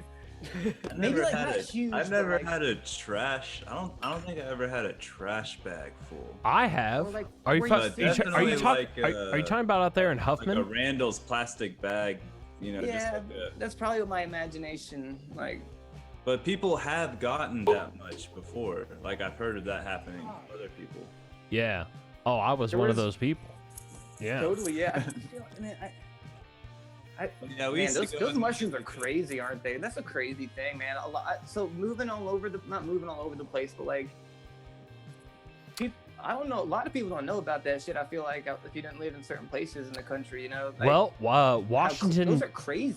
Washington D.C. just decriminalized psilocybin mushrooms. And God Washington. knows if anybody needs a mushroom trip, it's those fucking politicians. So well done, Washington D.C. Well done. Also, Jake McDaniel just joined the chat room. He says, "Sup, Scruggs?" so about Yeah. big ups. Yo, Yeah, Mike I just think- said 1960 shroom field. That is so true. Yes, dude. That's yeah, for sure. Yeah, dude. They probably nothing still grow there till this day. It wouldn't. I wonder, man, because that's crazy. That's a gold mine.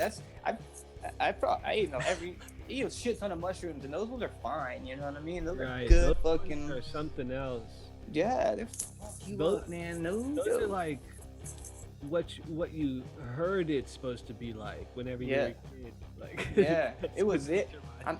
Man, I can remember having. I feel like at one time at Drew Harden's house, for some reason, like me and Drew Agater were like kicking it there for a week straight, sipping mushroom tea, just like every day. And Drew was all over that shit. Hey, have any of y'all ever heard from that dude in a long, long time, Drew Agater? Dude. No. No, not in a long time. Sean? Dude, I forgot about I mean, him he's until right alive. now. I know Yeah, that. I don't know. I imagine. Yeah, I just haven't seen him in so long. He loved to do shroom tea and shit like that for sure. I remember one Let's time see. we picked a whole bunch. Like he thought it was so dope to like we had like a gallon of this tea, and he boiled it all down until it was like just a shot. And he took a shot of it, and he thought he was so fucked up. That's what I did. I did that Yeah, one. totally. It was so weird. When the person did it, I was like, "What the fuck? Like, where you just get a shot?" I was like, Yeah. so confused. But damn, that was one of my most memorable ones. For Yeah. Dude, here's a crazy thing for me is, out of all of the dozens and dozens and probably hundreds of times that I've tripped on mushrooms, the hardest I ever tripped was off of a single baby little cap. from North I Hollywood. have this very similar experience like that too, Yeah. for sure. It wasn't a cow shit, wasn't it? Was it? Wasn't a what? Was it from the cow field? No, it wasn't. This No, was this was some hydroponic shit. You know, some engineered shit. You know what I mean? Homemade stuff. Did you know it was gonna be like? Did someone tell you like, hey man, just a little bit, you'll be fine, or you're just like, whatever? Yeah, no, they said I would not need more than that one cap was fucking $25. Put it that way. Oh yeah. So yeah, so Every bit of I it knew worked, I right? was. I hoped what I was getting into was going to be that awesome, and it was that and more. And in fact, that woman, you know what? I shouldn't say her name. What am I saying? But she has the exact same name as one of our favorite people. How about that? Well, not the exact same name. Listen, I'm really high right now, ladies and gentlemen. Give me a break. Mike says Drew Harden was the shroom-seeking shaman. Yeah, he liked that shit, man. He did like getting fucked up for sure. Dude, I was. Hey, Jake said me and JJ would eat them on pizza behind Stoked. That's Alright. also true. Yeah. Stoked, what's up? Stokes skate shop, man. I love that place too, man. Yo, do you stay in touch yeah. with Sean Moran, Scruggs? I did all the way up until, man, Dude. I lost my Facebook kind of shit that I had from the beginning that I can remember.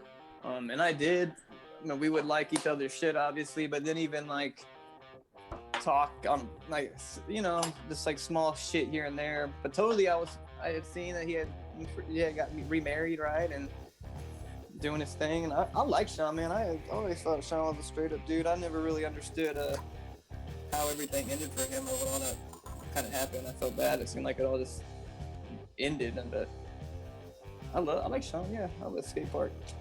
Or Stoked was the shit. I always had no problems there. Guess what?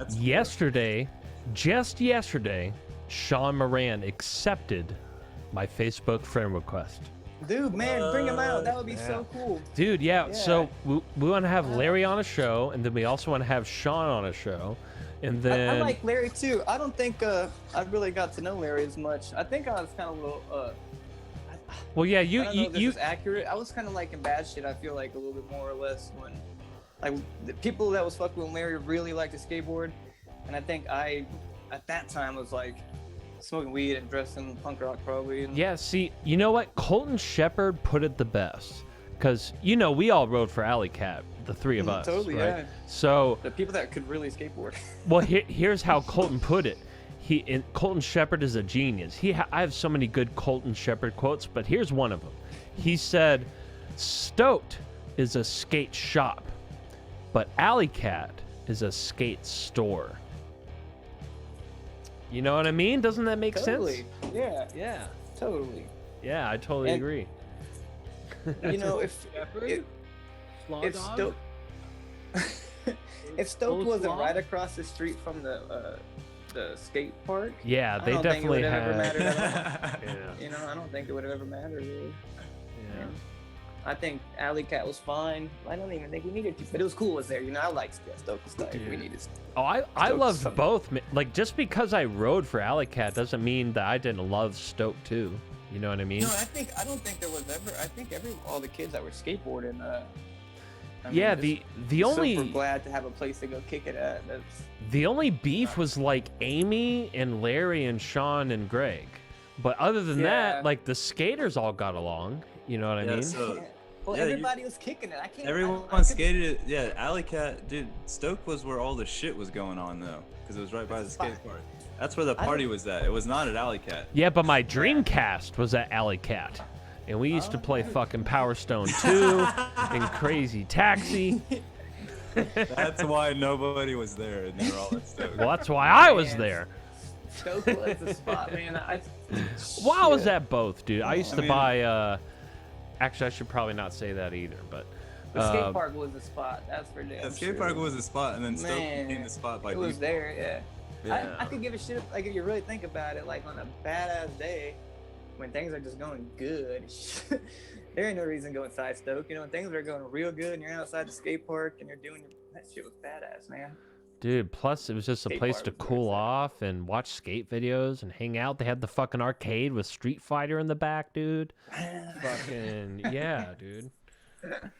Love that It's place. also like, oh man, It's awesome. stoked, man. I I love forgot that little about corner over there, man. I love. Plus, you it can was, skate in there. Like Sean would just straight up let you skate in there. Like you just like. Do I try remember? Were flip y'all tricks. there that time there was a fight at the Stoke with the kids from their bicycle Humble? kids from Huffman or something? Are you talking like about the Dude, I remember Huffman versus Kingwood fight? that?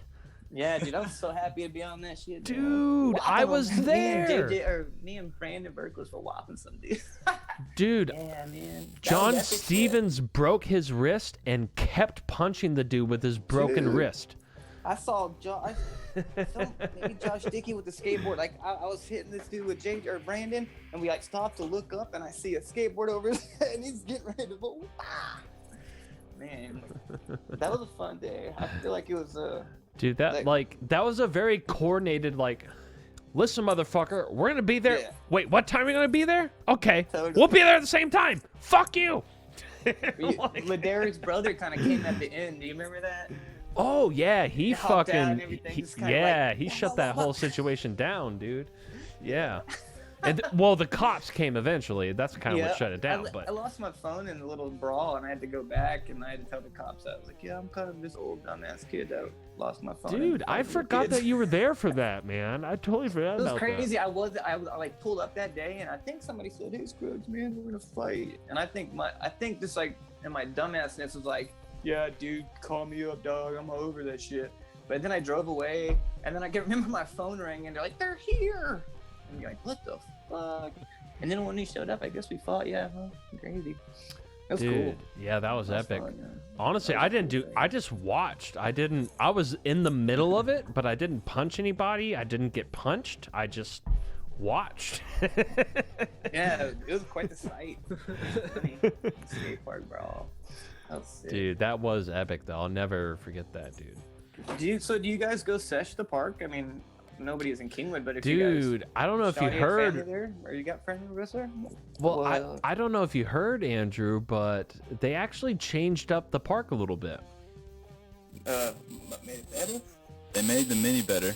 They made the mini Nice. better, but they fucked up How- the angle to the flat rail if you're going backside, regular footed. Wait, are you Did they regular or add goofy? features? I'm regular. Yeah, so so if you're gonna do a back feeble on the rail, right? You know how you'd use that quarter pipe to kick turn and then go towards the rail? Well, Yep. apparently they moved the quarter pipe over and the angle is more fucked up now. So what would that quarter pipe access now? Is it just sitting somewhere else? Couldn't Like- that also quarter pipe you Oh. would like air into the mini ramp? or No, it's whatever, like right? apparently it's like you still use it to get to the rail, but it's just a shittier angle than it used to be. You know what I mean? Man, Yeah. that skate park legendary. That's dude. just what I heard took out though. the I don't picnic know. tables, I haven't though. skated Thank it God. What? myself. I thought that shit was rinky dumb dinky anyways. skate That was park. a worthless. The What'd you say, John? They were like, Rinky let's dinky? put full Yeah. size picnic Yeah. tables, like that you'd eat lunch on, like as adults. You know, let's put I don't that even in think there was tables, coping on in that we'll go first. right next to each other. That's the best idea. I remember them stupid rollerblader kid used to like jump up and slide on his rollerblade across the table, and they'd be like, "Fuck, these tables are for rollerbladers to jump across and like slide across." Dude, man, I remember Brandon got in a fight with the rollerblader there, like a full-on fist fight, like bust his nose open, right? something like that. Are you talking about the They Alex both Gobby both fight? got hit pretty good. That's Oh the no. only person I Okay. know who still skates Kingwood Park is Brandon. Wow. Dude, Does Brandon, how's he? Brandon lives in Kingwood still. That's badass. Dude, he was just on the show the other day, last weekend. I must have missed that one. I need to go check that. I would love to see that. I love that kid too, man. That family is the shit, man. Dude, he showed off all. I like little Chris, man. Chris, man, one of the funniest fucking days ever at the skate park. I don't even know if he was Money. high, man. I was floored. I think I never met him before at this time, and I knew he was around. But man, it was like the three of us and like Explorer, and he's in the back seat just saying the most funniest fucked up shit for a little kid to be saying. I thought he was a champion. But you had all three Verklises in the back of your Explorer. Dude, yeah, it was hilarious, and he was being like, Oh, I said, I don't man. even know. Oh man, I love them kids too, man. Those kids are awesome. Hopefully, I didn't see JJ in a while. Like I said, unfortunately, he was about 10 years ago, the last person I seen on some fuck shit. Dude, I'm wearing JJ's shoes right now. Was he doing good? You know, Yeah, the same. He's the same. Hasn't Skateboard a changed little much. Man. Yeah, he's still JJ. You know what I mean? Nice. And yeah, he just let this pair. He gave me like we made a bet or something, and I He won left these the pair of shoes. shoes, and they were in the back of my car for 5 years, and I totally forgot about them until about 2 months ago. I had to sell my old car, and I found these perfect Reynolds 3s. I was like, what the fuck? And they're my size and everything. Like, what? They're JJ's. Dude, yeah, and they're JJ's. And Brandon I seen he had the 2 kids, I think I remember. His kids got to be kind of old now, right? Or Dude, his kids are smart as fuck, man. yeah. Like, Ah, man. unusually Like, so. gotta be like 13 years old, right? Or 12 years old. Yeah, Dylan's probably about 11 or I 12. used to remember going to his apartment and kicking it with them at the end there before I moved away. I liked it over there. Yeah, man. Yeah, me too. I had to go over there too. Yeah, that's probably why I was over there. Yeah. That's fucking awesome, man. Is he still that girl Sarah, right? That was his baby Yeah. mama? Yeah, Sarah. Yeah, the Scruggs. First time I saw Brandon, he was like chasing Chris out of their house into the front yard, yelling at him, and then pinned him down and started beating the shit out of him in the front yard. I showed up with JJ, like he was riding my bike and I was riding on the pegs. Man, they were as always. Okay, Hood rat so shit, man. we have a question from the audience for all of us. Comes from Jake McDaniel. He wants to know who all has had Todd buy them beer underage. Certainly me. Mulder and Todd. I'll tell you what though. Todd one time had a party at my house. No, we didn't have a party at my house. This is bullshit. We went. I think we went to my friend Steph's house after school. I don't even know what grade we were in, but we went out after school one time, and we got drunk as shit. We got all partied out, and then we came back to my house. And while we were at my house, we were just stopping by to get snacks before we went to Green Tree. And Todd checks in with his mom. Didn't even tell me, but called his mom from my house to like tell him that he's home or whatever. And then he got back to his house and was hammered fucking drunk. And but I had no idea what was going on, so I like passed out in my room that night, pulled it all pretty good. And my mom came and woke me up because Todd's mom had called my mom because Todd left a message about being at my house partying after school. So he didn't buy me a beer, but he got me in shit ton of trouble that time. I got so much trouble for that. There you And I would go. get in so much trouble, and then I wouldn't be able. Me and Todd were like never in the same grade or nothing, so like I wouldn't see him at school. Oh, so man.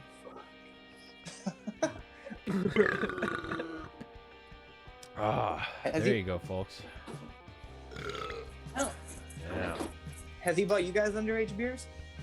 He definitely did for us back in the anti-ed apartment days.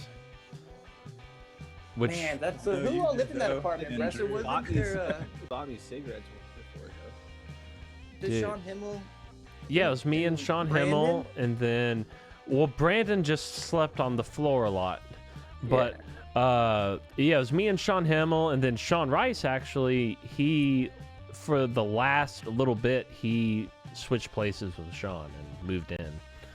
And yeah, that was the craziest shit ever. I remember that I could apartment. see y'all's place from my window, like upstairs. Dude, some of them, I could I look mean, so many friendships were made and ruined and Yeah, and dude, created and destroyed, and just some of the most epic things of all time have happened within those walls, man. Yeah, is that a good spot for your guys', like, is that a good spot for y'all's memory, or is that like a spot? Oh, I would Definitely has its gray areas. I That's cherish it with all my heart and soul. I cherish it with all my heart and soul. my Totally, friend. man. I Yeah. love that part of life too, man. I like living at that apartment there because Dude, all three, you, Tom, lived and next door, us had yeah. an apartment right there, like all in a row. Yeah, Yeah. we all were right there. I mean, and how Tom, cool is that yeah. to like go home and just like, I think it's cool when you're going home. You don't have to holler at everybody, but you can just like pull into your spot and be like, I know that car. And it's your friends and shit, and that shit's tight. Yeah, I like remember Todd and Mike lived around the corner. Mm-hmm. You remember that with Yep. Jessica something? Yeah, Jessica. that's right. That's right. Yeah. That was a cool spot. I feel like if I looked out my window, I could see y'all spots, so I could look over the edge when y'all were at a party. And I can remember looking over there and seeing so many of y'all motherfuckers on that fucking deck smoking cigs, dude. Like so many. Which it was because I was.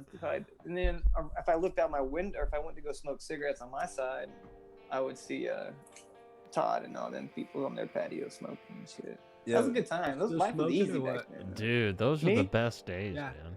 Do I smoke? Yeah, cigarettes. No, I ain't smoked a cigarette in Nice. 10 years probably. Yeah, Nikki had an nice. apartment there too. Oh yeah. Yeah, for sure. Oh man, dude. I don't think I ever went to your apartment, Nikki. Huh? It I was don't think I ever went to that one. You dropped off JJ. Oh, well, I Didn't dropped Oh! JJ off there, yeah. Wait, But I when didn't Nikki go in lived there. was going off. We're Oh, talking about dude, with Nikki and Will. Yeah. dude, was hard, okay. dude. Nikki, That place can went you hard. can you tell that story? Every day. Can you tell Yeah. that story, Nikki? Because somebody was asking about this the other day, and I was trying to tell it, but I couldn't. Like, I didn't remember a lot of it. So, Yeah, I think selective memory has something to do with that one. yeah. Don't get. I understand it was my fault. I understand that. Yeah. The short of it was JJ was on some shit for a few days before all of a sudden he gets dropped off at my apartment. Like Brian comes in the door with JJ, and then like within 2 seconds he's like, "Well, I'm gonna just I gotta go." Outta here. I didn't know what to do. He was a mess. Oh my god. And so, what did? JJ ended up naked running around my kitchen. Like we had to lock him in the kitchen. Yeah, Cypher. I think he broke Sam's base. He like grabbed. Yeah, Sam's and jumped up on the coffee table. Coffee table had about 38 different bottles and cans of varying degrees. Most like half of them being used as ashtrays, and so they just got. Oh man. Dude, the best part though, the best He part. had lost it. He had really he was gone. He's Oh on yeah, acid, right? he was No, gone. he had a bunch basically a bunch of speed in like different forms for days, and then mushrooms. And mushrooms on top of it, yeah. Yeah. And but here's the best part though, was the phone call that I got from Will Schneider. So I dropped him off, and then in my mind, I was like, fucking phew, no more problem for me. And so I go home, I'm laying in my bed, I'm playing EA Skate, and then I get a fucking call from Will Schneider, and his demeanor is the best part. I'm gonna do a perfect reenactment of how he talked to me. He said, "Hey, is this Bressler?" Yeah. Well, hey, listen, so JJ punched Nikki in the face. He broke my mirror in my bathroom, and now he's naked trying to surf on my friend's bass guitar. And yeah, I'm going to go ahead and need you to come pick him up. Did you get him? Yes, I did go pick him up, but then I dumped him off at Ryan Maskell's place in Jeff's backyard, Jeff and Ricky's backyard, when he lived back there. And then Maskell had to deal with that. Dumped him somewhere else. Yeah, I wasn't dealing with that. Man, JJ fucking wild, man. I That remember phone one call time from Will, JJ was though. tripping on shrooms, and we were in my car in Forest Cove. Sean, you might have been there. We like pulled over to the 7 stairs, and he no-slid the 7 stairs. Were you there for that? Yeah, yeah, Isn't that fucking crazy, dude? yeah. Like, let's pull over on the skater for a second. What the Yeah, fuck? he did And it that, was- dude. He board slid it and no slid it, and he got it to backsmith, I think, but didn't like Yeah. that. Yo. He was So- so good. So Yeah. Scruggs, what Fearless. is your best? Maybe not like what is your favorite clip that you ever got on film? Clip from me skateboarding? Skateboarding, yes. Oh man, I don't even know. Like there I don't even has know. to I don't be. think I was ever really filmed. I don't think I've ever really been filmed skateboarding too much. Okay, I feel like let me rephrase the question. What is the trick that you really worked for that you're the most proud of that you pulled off? I enjoyed doing hard flips when I was young, man. And I don't even think they were that solid. I think they were like backside shoves, maybe. Yeah, but I mean, like, was there a specific stair set that you hard flipped that you're proud of doing? Or I don't know. you see feel what the like I question hard is? flipped a lot of stairs. I might have hard flipped. I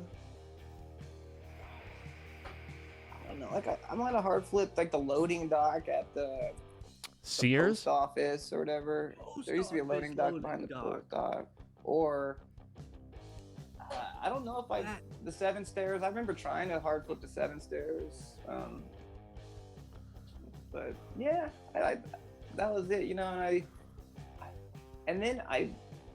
my like favorite memories of skateboarding were like I the skate park in Kingwood on the mini ramp. I think, you know, like I skateboarded for me like 7th, 8th grade. You know, up at Green Tree, and I can remember going to Town Center and going to I feel like Nikki, I think your dad took me to the skate park for the very first time. Like me and you went to South Side, man, and like you could fucking shred because you had been going that summer, dude. A lot, yeah. My dad. Yeah, you could like kick flip the pyramid and shit. And I remember I was like, oh, I'm so glad my friend is there. It's hard because like I said, I wasn't really. I had to try hard back then, or I was at that point where I needed to like try harder, get off the shit. So and then like I remember there was a small time where I was like going around with when I was a little bit older. But like I remember going to a few skate parks because I could drive with like Sean and Ryan and Clay and Matt, just tagging along or probably driving actually, and like going to the Little York Park, I think, and then going to what else did I used to go? I went to Galveston a few times to go skate in the streets, I remember, which I thought was really fun with Matt and probably Ryan and Clay. I don't know, Sean, did you ever go to Galveston to skate? Hell yeah. I can remember doing that. I feel like, yeah, I can't remember. That one school with not the when I lived there, but it was like we would have left from Kingwood to go skate. This is after you got back from college, right? Yeah, this was like when I was a little bit older, because I'm trying to think like I said, during high school, I probably because I think they opened the skate park. I could be wrong, but didn't they open 2004? Maybe, right? Like, so that was my senior year. So yeah, it was right. Yeah, right around then. Yeah.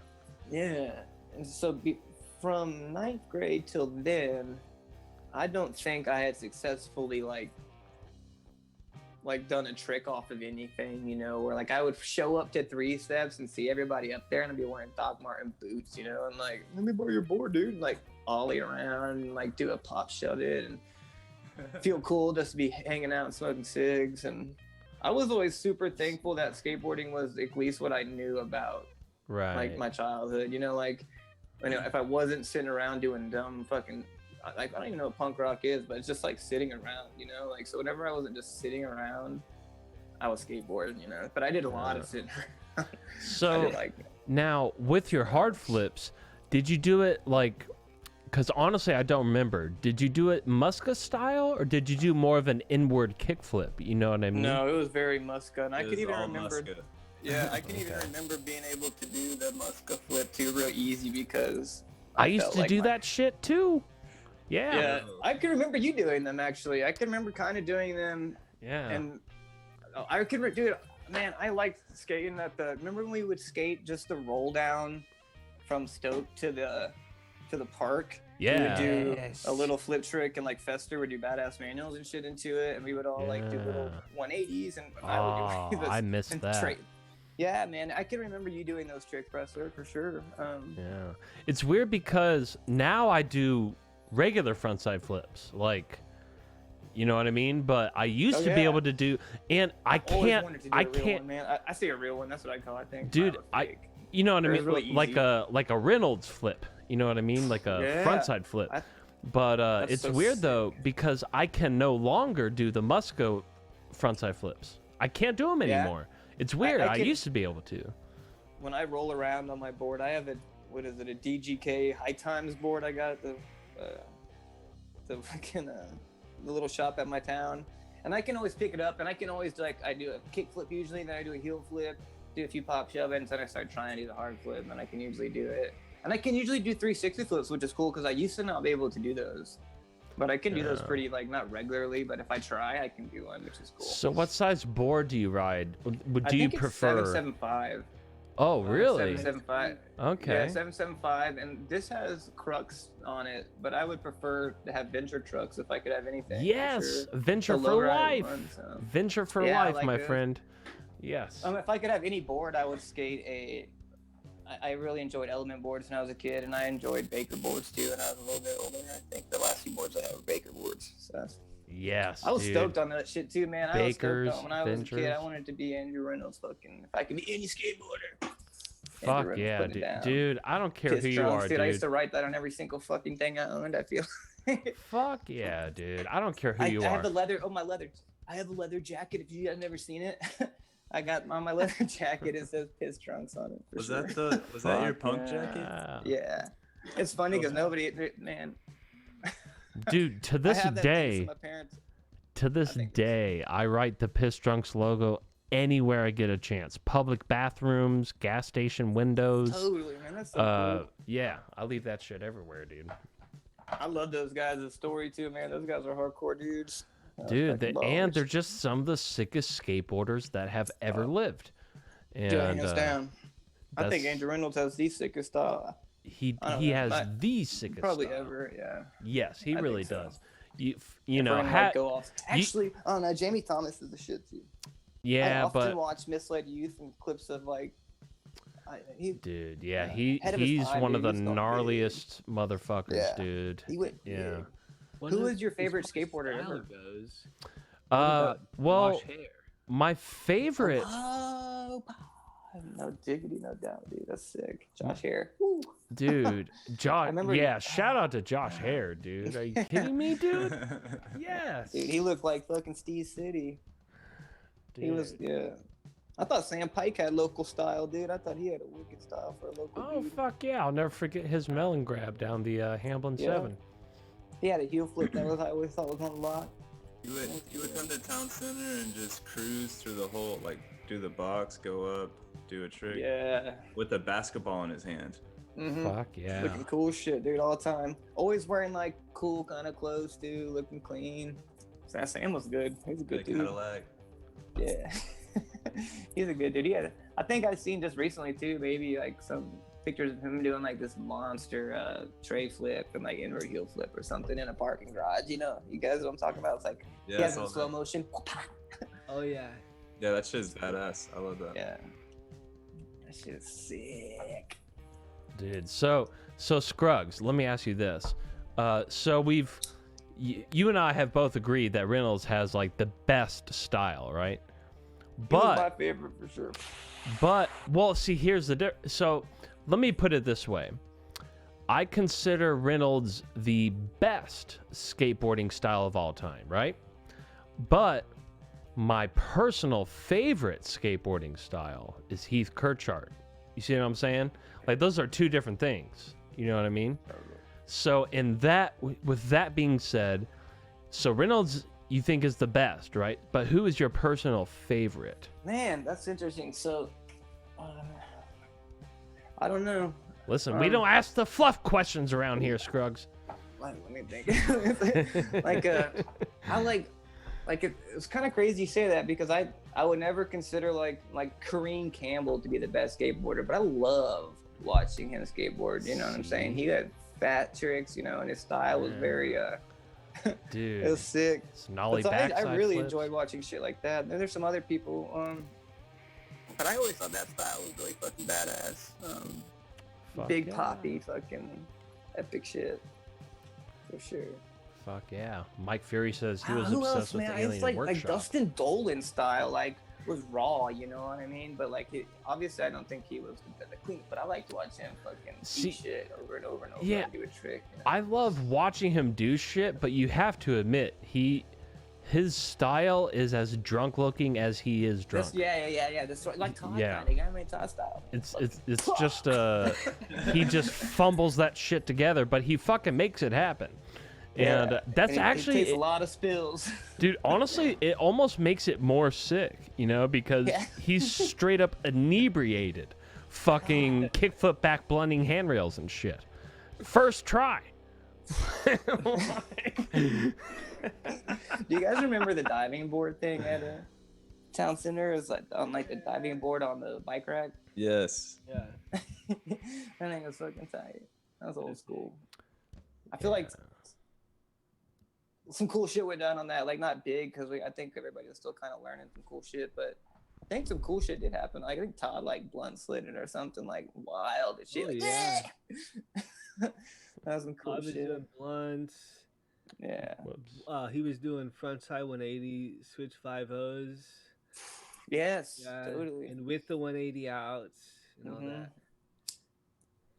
Yeah, he's good. Dude, you Really should have good. seen the clips that Sean just sent us today, or yesterday, rather. Yeah. Switch Okay. 5-0 So- shove, and he Are you did guys- a nollie. Like, imagine doing a nollie no slide, but you do a nollie big spin no slide, like a nollie shove into a no Oh, slide. sweet. Oh, yeah. Yeah, and Sweet. dude, he fucking nailed it, and the spot was Nailed lit it up is so right. perfectly, and I couldn't. Was that a skate park or was that like a spot? That's a skate park. Oh, it looked like just like a random ledge. How many parks is there in Austin these days? Because I don't recognize that one you and Tom were skating at. It looks super fucking sweet. Oh, that's the biggest one in Austin, in downtown, called House Park. They were just skating the part that nobody ever skates. Like nobody Yeah. ever skates that quarter pipe, so you might Yeah. not I have used- recognized I it. can't think of the park that I used to go to with Tom. It has like Maple I feel Davis. Like it had a, Maple Davis. Yeah, There you go. that is it. Totally. Honestly, Nailed dude, it. there's a lot of good parks around Austin, man. And all those little towns outside of it, like they all have good parks, dude. Man, you know, I never ever went to the Houston Park. I think I. Yeah, they make I've you never wear been there. they make you wear helmets. So That's still It- like the real deal. They built Still? an even bigger Houston Park in Spring, like a couple years ago. don't they make Is you it wear sick? helmets too, though? Yeah. Yeah. See. I went there once, but I left my board at my house when I got there. So I was like, fuck this, dude. I just drove back. Dude, it took a while to get out there, man. Yeah. I was pretty mad. Kendra was with me. She Is was it all "You're out an like idiot." outdoor, indoor? Yeah, you forgot your. Right? That's funny. probably why you forgot your board. She was distracting you with something. Yeah. Did you guys remember skating at the Van skate park? Fuck Like that was yeah, indoor, outdoor. dude. I feel yeah. like you had to wear pads there. I feel like you had to like deck Pads yourself and out helmet, there. dude. Yeah, like everything, right? Yeah, that Yes. sucked the butts. I But can remember the park was We so had to much rent fun sweaty though, ass dude. ones. You rent their Yeah. pads. And they were sweaty and cold and gross, dude. I can remember that. Dude, shit. I didn't even know that skate videos existed until I went to Vans and saw them on the wall. I'll never forget seeing Heath Kirchart front tailing that cutoff rail on the cover of Sight Unseen. And I fucking bought that video. I bought Audio One Step Beyond and I bought Birdhouse at the End. And Oh, dude, that was my favorite video. I say that that's my- I shit didn't- changed my man. fucking Heath life, Kirchart's dude. part in the end is off the chain. Fuck He yeah, goes so dude. big. Especially that song they use. First of all, the part with the porn stars, fucking cheers Yeah. of that, and then the skating was fucking gnarly, dude. He hit. And then, didn't he get his head cut off? No, that was Steve Barra, but yeah, Dude. he got his head cut off. Yeah, Man, that movie was wicked, huh? dude, fuck yeah. That was a man. sick video. I love Yeah. that shit. Andrew Reynolds' breakout part. Oh yeah, not to mention Andrew Reynolds. Fucking yeah. Sorry, I So- coughed on my own shit. Sean, who's your favorite skateboarder of all time, you think? Andrew Reynolds. Nice. Nikki? Oh wow. Okay. Yeah. What about you, Nikki? Oh, dude, too hard to say. I would Just- say growing up, it was Who Arno was the Sarri, first though. thing that popped Yeah. into your head? The let first us name. guess. Hold on, let us guess. I'm gonna say Tom Penny. No. No, it wouldn't have been him. It was if anybody was Ardo Sorry. Okay, so it's Ardo Sorry then. It's Ardo Sorry. It's a good one. Yeah. I Fuck think he yeah, said dude. that before. Yeah. Dude, have you seen his Flip Sorry? Just like I was like, I would watch that shit over and over and over. For the first half of his part, he's doing everything back to back, like regular and then switch and then regular. Oh, I remember. That's Yeah. That movie is epic. That's a classic. Dude, and the whole part was epic. as much as I love Sorry and Really Sorry and all that, honestly, my favorite video part of his is the Alien Workshop video, Minefield. That song that he used, dude, it went so fucking good, and he fucking front boarded that triple kink rail, and then he fucking backflipped the fucking, dude. Just that's just one of the best video parts of all time, I'm gonna hands have to down. rewatch it. Dude, yeah, listen, if you think Artosari is the best skateboarder in the world and you don't remember that part trick for trick, you need to go watch it, my friend. That's an anti-ed order. Sir, what would you say is your favorite trick or like the proudest skateboard moment that you think, maybe not like the best, but when you were like the stokest in skateboard? Are you still getting stoked to skateboard to this day, or is it Who Yeah. all of us? Okay, let's You. go. Who? wrestler? Oh, me. I have a couple of proud moments. Honestly, I think the best one was when I heel flipped the Post Oak 11. Jesus Christ! It How was long? That's crazy, dude. it was just the best looking That's trick I've wild. ever done in my life. Did they get it on video? Yeah. Oh, it's in my anti-ed montage on YouTube. Yeah. And but the other thing that I was Wow. proud of was my pop shove it down the Hollywood High 12. But it was sketchy though. It was too sketchy to use. So, but That's big. It was big, huh? but I did it. You know what I mean? Yeah. So Wow. so that meant a lot to me. That's huge. And other than that, yeah, I think that's it. Really. Yeah. Sean. What about you, Sean? And I don't have like a heel flip post oak moment. Like I wish I did. What are you Yeah, not talking? too many people do. I had Dude, I had you're- tricks I wanted to do there at one point, but I just couldn't get over the fucking runway. It was just I've never been there before. Me neither. I've seen lots of Nikki, footage. I you've remember never Derek been ate there? that shit up one time on video. What I the seen that. fuck? I've been there like 100 times. People used to go Never all the been time there? from the skate park, and I remember thinking like, I have no business going there. I never really. Yeah, like a drive. it is like not only is it an 11 stair, but like Sean said, the runway is pretty fucked. Yeah. And it's also like it's grass on both sides. But like if yeah, You- it's like it's not as dangerous as it could be, but yeah, it is. It's pretty much for a Houston spot. It's like a perfect 11 stair handrail. Yeah, it's Yeah. like the exact size that an 11 stair should be. You know, you know what I mean? Like that's what an 11 stair is Post Oak 11 right there. did Yeah. you guys like skate in the what was the place in downtown with the kind of the Tranquility? fat trank? Yeah, with the fat rail. I used to skate Yeah. That's track. a cool spot. Dude, Jeff killed that fucking rail. Dude, I I hate. feel like I mean, I yeah, did some feel like I shit know what on you're it, talking but about. those bricks, I mean, dude. there's some cool JJ footage. I feel like JJ wrecked Oh, it up a little more. JJ killed that rail, JJ too. slayed that rail like Yeah. fucking King Arthur slaying a dragon, dude. Yeah, that's cool footage. Yeah. Man, I remember one of my favorite footages of JJ was on the flat rail. It was like the end of the stoked part maybe or something, but he heel flips out of a crook on the flat rail at the skate park. Do you know what I'm talking Yeah. about? Yeah, Yeah, the it's like crook slow nollie motion, dude. heel. That shit's so tight. Yeah, dude. Yeah, nollie heel, I guess, right? Because he was going Yeah, up. got his Rodney Mullen on. Yeah, that was gangster, dude. Slow motion. Fuck yeah, that's it that you remember that, dude. 'Cause I remember only a lot of cool shit. This is awesome for me. Yeah. That was a really, yeah. I got lots of love for JJ and Brandon, man. For sure. I would like to. I'm gonna go watch that video with Brandon. Yeah. Yeah, Sick. we had Laderick and Brandon Oh, what? and Zach Walker were on that one. See, And, I know them dudes for sure. But is it correct? They were from they lived in Humble, right? The Derek and yeah, they does were Zach like live in Kingwood? Atascocita and Humble. Atascocita. Yeah. Lived around here, right? I know. Or lived around Kingwood. Is that right now? Well, they lived in like Humble and okay. Atascocita, but close enough, you know. So how did everybody? How did all those Colton? I feel like said, and there was Travis Spinks. Yeah. Are those kids all from Atascocita, Humble? Yeah. But they made it. Is it Stoked? Is right? They came down there. Yeah. Yeah. Well, safe to say. well, Well, what? they were already going to town center and shit too. Yeah. Yeah. Honestly, it was all one big scene. Like, even though it's 3 different names, like eventually it turned into one scene.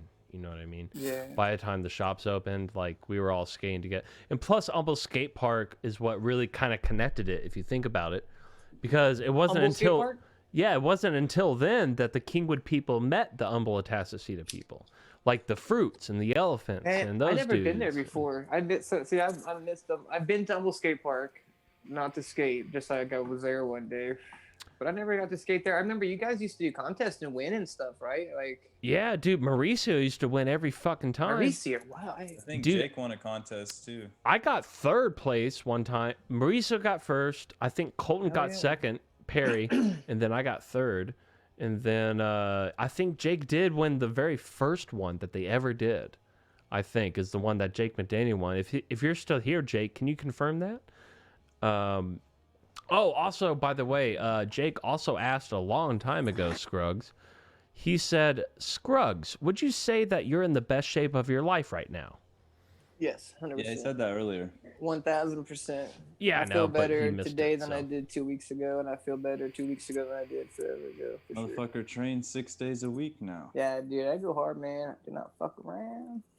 I got lots of good motivation. I got lots of free time. My wife pushes me real hard, and I have a one-track mind, dude. I'm kind of like, I'm in great shape.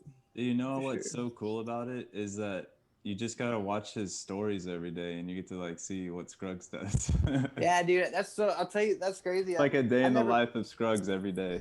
Yeah, I never cared about All right, social I'm media. going to follow you right now on Instagram. Yeah, please. Yeah, check it out. It's cool. I try to post up. I just do the story thing. I don't do posts really Oh that my much. God, who was that? But I do that because I feel like I look at cool shit sometimes, and I feel like my life is kind of unique. You know, I don't do normal people shit. Like you ain't never gonna see me go to work. You ain't never gonna see me go clock in nowhere. You're never gonna see me doing shit but like walking around the lodge, going rock climbing, or moving snow and shit. But just fucking around. It's kind of cool. So I think it was kind of cool to put that on the internet. Cause, Yeah, I agree. yeah, it's fun. I'm a fan. Anti-to pop, pop. All right, just followed you on Instagram there. Yeah, I try to feature my cat as much as I can. My rock climbing, my gains and shit. It's pretty Fixing the sweet. snowblower. Yeah, I fixed that shit today, man. My snow machine, dude, it's snowing right now. It's gonna snow a foot today, and it snowed 8 inches yesterday and 4 inches the day before. And I broke it 2 days ago. The belt broke, and I replaced it today. But yesterday we decided to go snowboard instead of do snow removal, so we're like a day behind a little bit. And I was worried I wasn't able to get it fixed. So I wouldn't have got it fixed. We would only have one snowblower to blow the whole fucking downstairs yard. I have another one on the roof, so I have 3. And then my wife drives a big snowblower. It's on like a side-by-side diesel thing. But we broke that bitch, and we're waiting on parts. But once some parts come in, she'll be able to drive her big machine again. But right now, we're both walking behind the push ones right now. But I like that shit, man. It's awesome. When it's like 18 inches of snow on the ground, you just turn that thing on, walk behind it. I listen to Swisha House and my earphones and just fucking jam out and do it. And for like, you only have 6 or 7 hours of daylight, so you don't have to do it too long. But it's fucking badass. It's real like soothing because you can have this beautiful blanket of white snow, 18 inches tall, and you just walk behind this thing and it cuts the most perfect 2.5 foot wide, perfect fucking lines. And we just do it like fucking put your headphones on and just go. It's fucking nice. But yeah, I fixed that bitch today. It was cool. I'd never done that before. But I had to learn a couple other things, man. The first winter we were here, we weren't, the whole hotel and the whole property was ran off of 2 generators. We weren't on the grid. So my wife and I had to learn how to work on the generators and do generator maintenance. Excuse me, and learn how to change the oil on them and make sure they were up and running. And well, when the winter time came and it got real fucking cold, both of the generators died on me one night. So at like 2 a.m, it's negative 15 degrees. It's so cold, and the power goes off. And you only have like 45 minutes before the pipes start to freeze if you can't like get the power back on. So I ran down there, and I found that the alternator was out on one of them, and the other one just wouldn't start. So I had to change the alternator out. I'd never done it before, but I was able to like read this little manual thing down there. And my wife held a flashlight for me, and freezing cold, and I switched it, put the new alternator on, and cranked it back up, and power came back on. Like, big win that night. But it used to be intense. Yeah. Like, we have power now, so we're on the grid, so it's not so intense. But like going off of generators is hardcore. You gotta like change the oil every 10 days, and things seem to go wrong all the time out here. But now that we're on the power, everything's good. Whew. Word. Man, so what if shit gets worse and it really becomes like 1984 because of the medical COVID scare and restrictions, or what if the virus gets even worse? You're already like set up in the mountains away from I'm society. set. Yeah, my only But- problem is what's that? If there was no electricity, that would be a whole nother kind of situation, right? Yeah, like this summer when like COVID came, I guess for us in the springtime, and we had just got started doing our heli ski operation. So we had a whole staff here of like 50 people, kitchen and all sorts of people, a couple guests, and a whole bunch of guides. And then they closed like a week into it. So we were skiing, and then bam, they closed. We couldn't have any more guests. We had to send everybody home except for the employees. And we kept the employees here for 8 weeks because we were getting these government checks or whatever for work. But so that ended in April. So then everybody had to leave. And so the owners left the lodge, and Sarah and I, because we live here, we have a cabin down by the water that has no electricity or no water or anything, but there's a stream. They say you can live down there. So we spent the whole middle of this, like 5 months this summer, living in our cabin with no electricity or no running water and stuff. And so it was pretty cool. It was hard. You have to go to the bathroom like every day outside, every single day. And my wife, she bucks up and just gets it done. You know, I get it done, and it's really cool. But then as soon as it gets cold outside, like you got to have the power and stuff. So it'd be rough, 1984 style in the wintertime for sure. But people definitely do it for sure. It's definitely like for sure going down out here like that for sure. But I don't know if I could do that. Do you know anybody with a huge underground bunker yet? No, but I know a shit ton of people that live off the grid for sure, and they just like built their house. Like when you go there, it's badass, but you could tell that they just like these aren't. I mean, they're nice cabins, but they're not like no like nothing that you would think of that somebody lives in. Like if you decide to go build one tomorrow, so people have a lot of cool shit like their own. But then a lot of people, like if you live long enough, you learn how to do stuff. Or like I was telling Sarah, we're ready to. Since we've been here long enough, I've met electricians, I met some carpenters, I met a few people so when it's time for us to do our thing, we have these people that can come help us like build our little place and do those things or help us do those things. And I think we're gonna do that next summer. Though after this spring, we're gonna work one more summer, and then so we've been living at this lodge for 3 years. Next year, we're gonna buy a piece of land somewhere around here and start to build a house on it, and that way we'll still work here but have our own place. So when shit does hit the fan, we'll have our own little spot here in Alaska, and you don't have to pay land taxes and shit. So once you buy your house, so if I buy my land for $40,000, spend $15,000 on my cabin, and then over the years get plumbing and get a septic tank and get electricity, then you'll be done. You just own your place. You're not paying shit. You just have to work to survive a little bit, go ski, go rock climbing. We don't have no kids or anything, so You don't need a septic tank. Fuck that. I mean, after a while, Yeah, listen to I got Nikki. house. I don't know. I mean, it's cold in the wintertime, man. But you could have a heated outhouse for sure. That's for damn sure. Totally. yeah. That's a lot less trouble than a septic tank. But I do, in the whole long run, I think at the end of my cabin, I wanted to be plumbed and I want to have water and hot water and shit. Word. It's not too bad, but like this summer when we lived with no running water, like it's strange when you're doing like when you're rock climbing every day and fishing and stuff, getting completely dirty and filthy. We would have to go all the way to town and pay $4 to go take a shower at the harbor where the fishermen are. Otherwise, too, like, so we'd go like 7 days, 14 days, no shower, which is cool. But I think if like when I'm 50, I probably don't want to do that shit. Probably want to go take a hot shower. You know those canisters that you like pump up like this, and you use them to spray chemicals like for the yard. Yeah, totally. I have one of those in my car, Oh, and fuck it yeah, still dude. has about half of it full of like water, like snow melt from Colorado, and I just use that. I just use that to shower. Like I just pump that shit up, and then I have a shower head on it, and we bought I keep so we clean. were. I need to go get my charger. We had like a pretty bad spell where we were having a hard time trying to find a place to take a shower. Everywhere we were going, Showers it are was like the middle- overrated. it was like the middle of COVID. We had finally just got to leave the lodge to go travel around Alaska a little bit, and everything was closed. And so everywhere we went, we couldn't take a shower, and all the sporting goods store little shower things were out. But we ended up finding, I think at like a Target in Anchorage, this little bag that you fill up with water, and you're supposed to set it out in the sun for a little while and let it get hot and take a shower. But it did not work that well. It doesn't get hot, does it? No, dude. So check this out, Nikki. Look what I got these days. See that?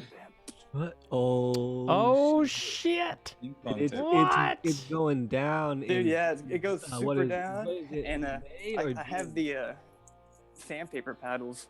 It's the shit. So Oh, everything goes good, real fast. good. Yeah, fuck those like the soft patty ones. Yeah. Yeah. All right, I gotta walk down. Gotta make sure I don't want my battery to die. Well, hey, so the Midnight Blend redeemed a shot/toke. Oh, So with 5,000 turbulence tokens. Dude, check this out. So what we got? We all just taking tokes? Yeah, I need to go get my. That's I the had to get lodge. I like the lodge's gym. Yeah, that's the fucking workout headquarters. It's cool. It's just for me and Sarah, and then this will get ripped. Yeah, it's cool. It's cool. Like when you have it at your house, it seems silly not to just like completely abuse the shit. Yeah. So, ease it Hell up. yeah. This is. I got a little dog that lives inside. Can't see her no more. Yeah, she's our dog. She's 13 years old. She came with us. So when we moved into the lodge, we told the owners like, "Hey, we have a dog," and it's okay. So Stella's been living with us. That's tight. Oh, wait a second here. I'm gonna take a piss. Good. I just snorted. He made himself snort.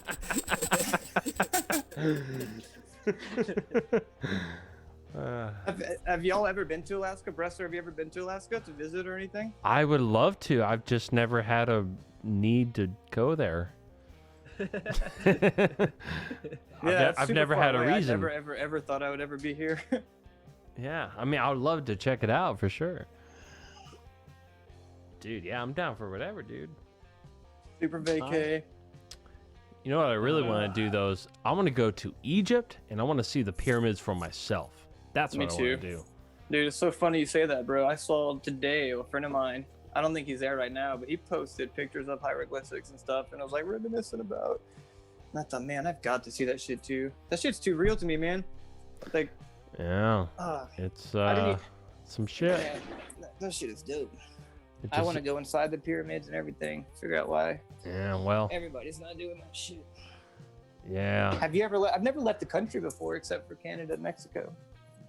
Dude, yeah, I've never been anywhere except for Mexico, and I would love to go to Canada. I hear it's great, But yeah. but I've been arrested so many times that they want me to wait another few years before I can go over there. That shit is fucking lame. Yeah, and plus, especially considering I didn't even do the thing I got arrested for the last 2 times. That's bullshit, dude. So, somebody needs to write them a fucking letter. yeah, for fuck's sake, Fucking bullshit. a strongly worded letter. Mm-hmm. All right, okay, so are we doing our tokes now? All right. Well, I'm ready. Yep. All right, here we go. So here's our toke for, who was that? The Midnight Blend. Cheers to you. Midnight Blend.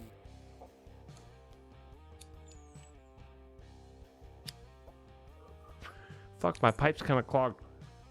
Midnight Blend. Yeah, so it's either Dave or Thank Russ. you. Thank you. I'm guessing it's Russ. Or I don't know, it might be Dave. I don't know. Could be either one. Could be both.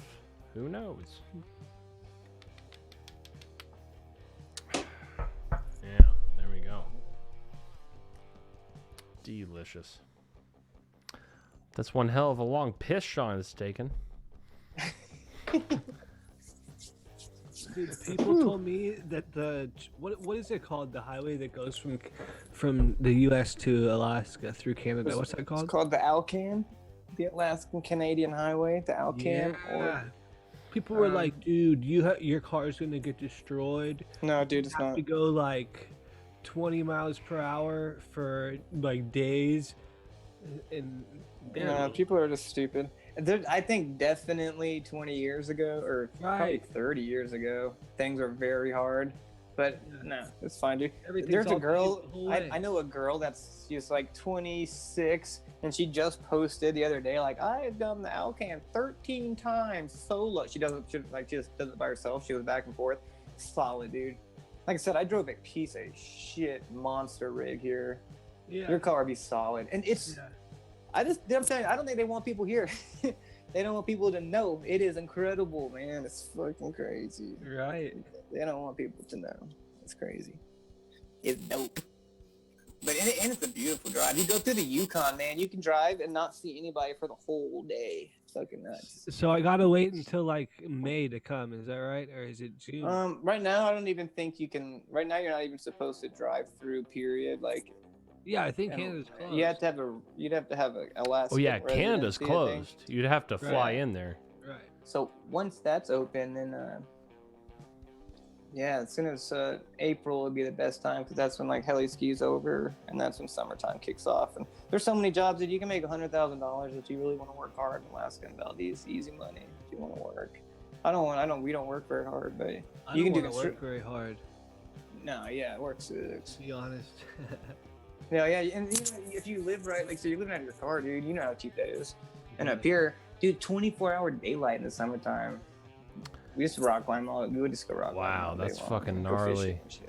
Yeah, it's cool, dude. You can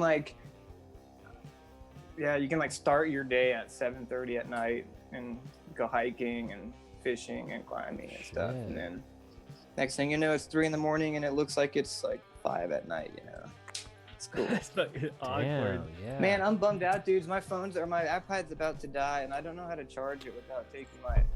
Oh, that's all right headphones because, dude, we already went 30 minutes overtime.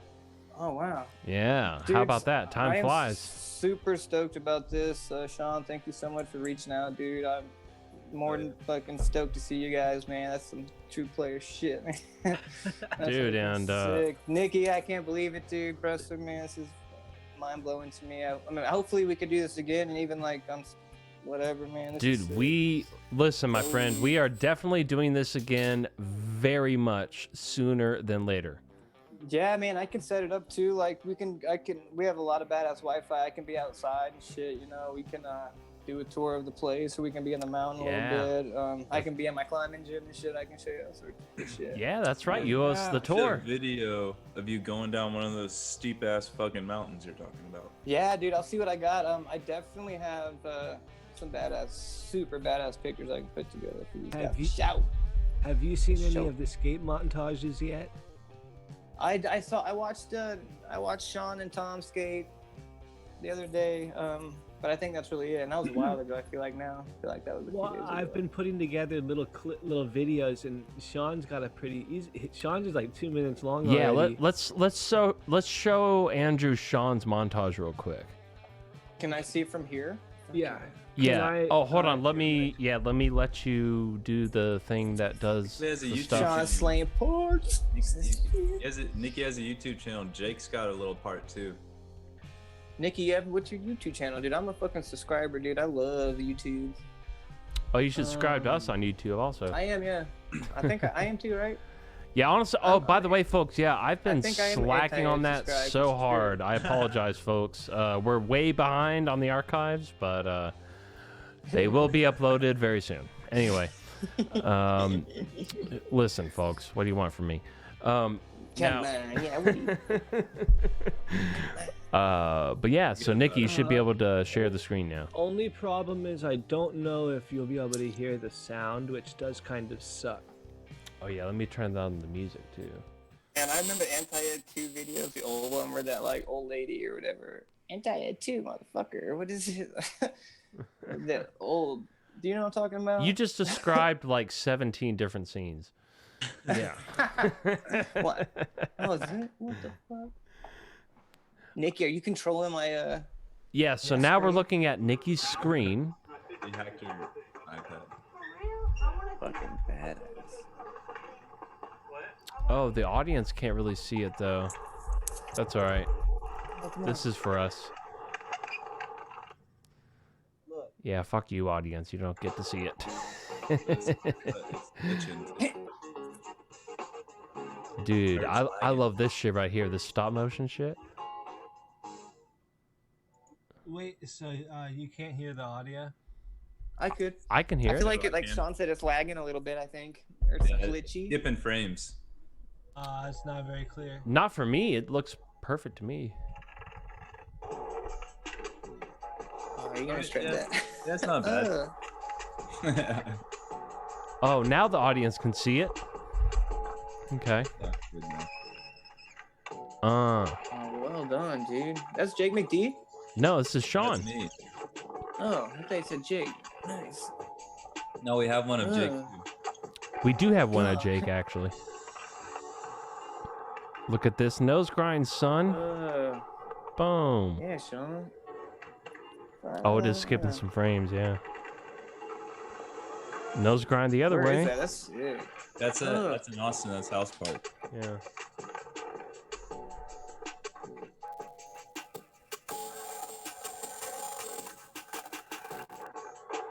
Fucking smooth, Sean. Hell yeah.